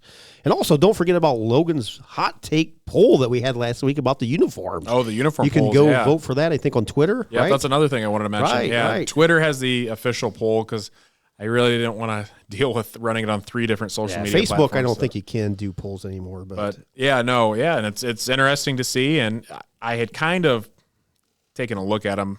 I ranked them kind of where I thought they should be, and actually they've played out similar to how I would expect them. So, yeah, go out there and vote, and let us know who has the best uniform in Northwest Ohio. So I'll be curious to see, and we'll announce that when we finish running that through. So that was a point. And, yeah, offensive, defensive linemen continue to send in, your baddest, your toughest, your best play, because I want to feature those at the end of the year too once we get enough of those, and we'll give those guys some credit too. But, yeah, like these guys say, hopefully the weather should be nice, another great night for football, and not too many more of these we'll get because sooner or later it's going to start getting pretty darn cold out there. So might as well enjoy the weather and, take in the local football games. But, nothing else for me. So good. All right. Well, we would like to thank all of our sponsors: BSN Sports, Optimal Performance Fitness, Marco's Pizza, Remax Realty of Defiance, Batt & Stevens Body Shop, Burkholder Taxidermy, Darl Arbor Concrete and Hauling, Fairchild Family Chiropractic, Drop Zone Pizzeria, Tinora Rams Live, Jimenez Basketball Academy, NWO Basketball, Trueland Equipment, and Lauren Brown.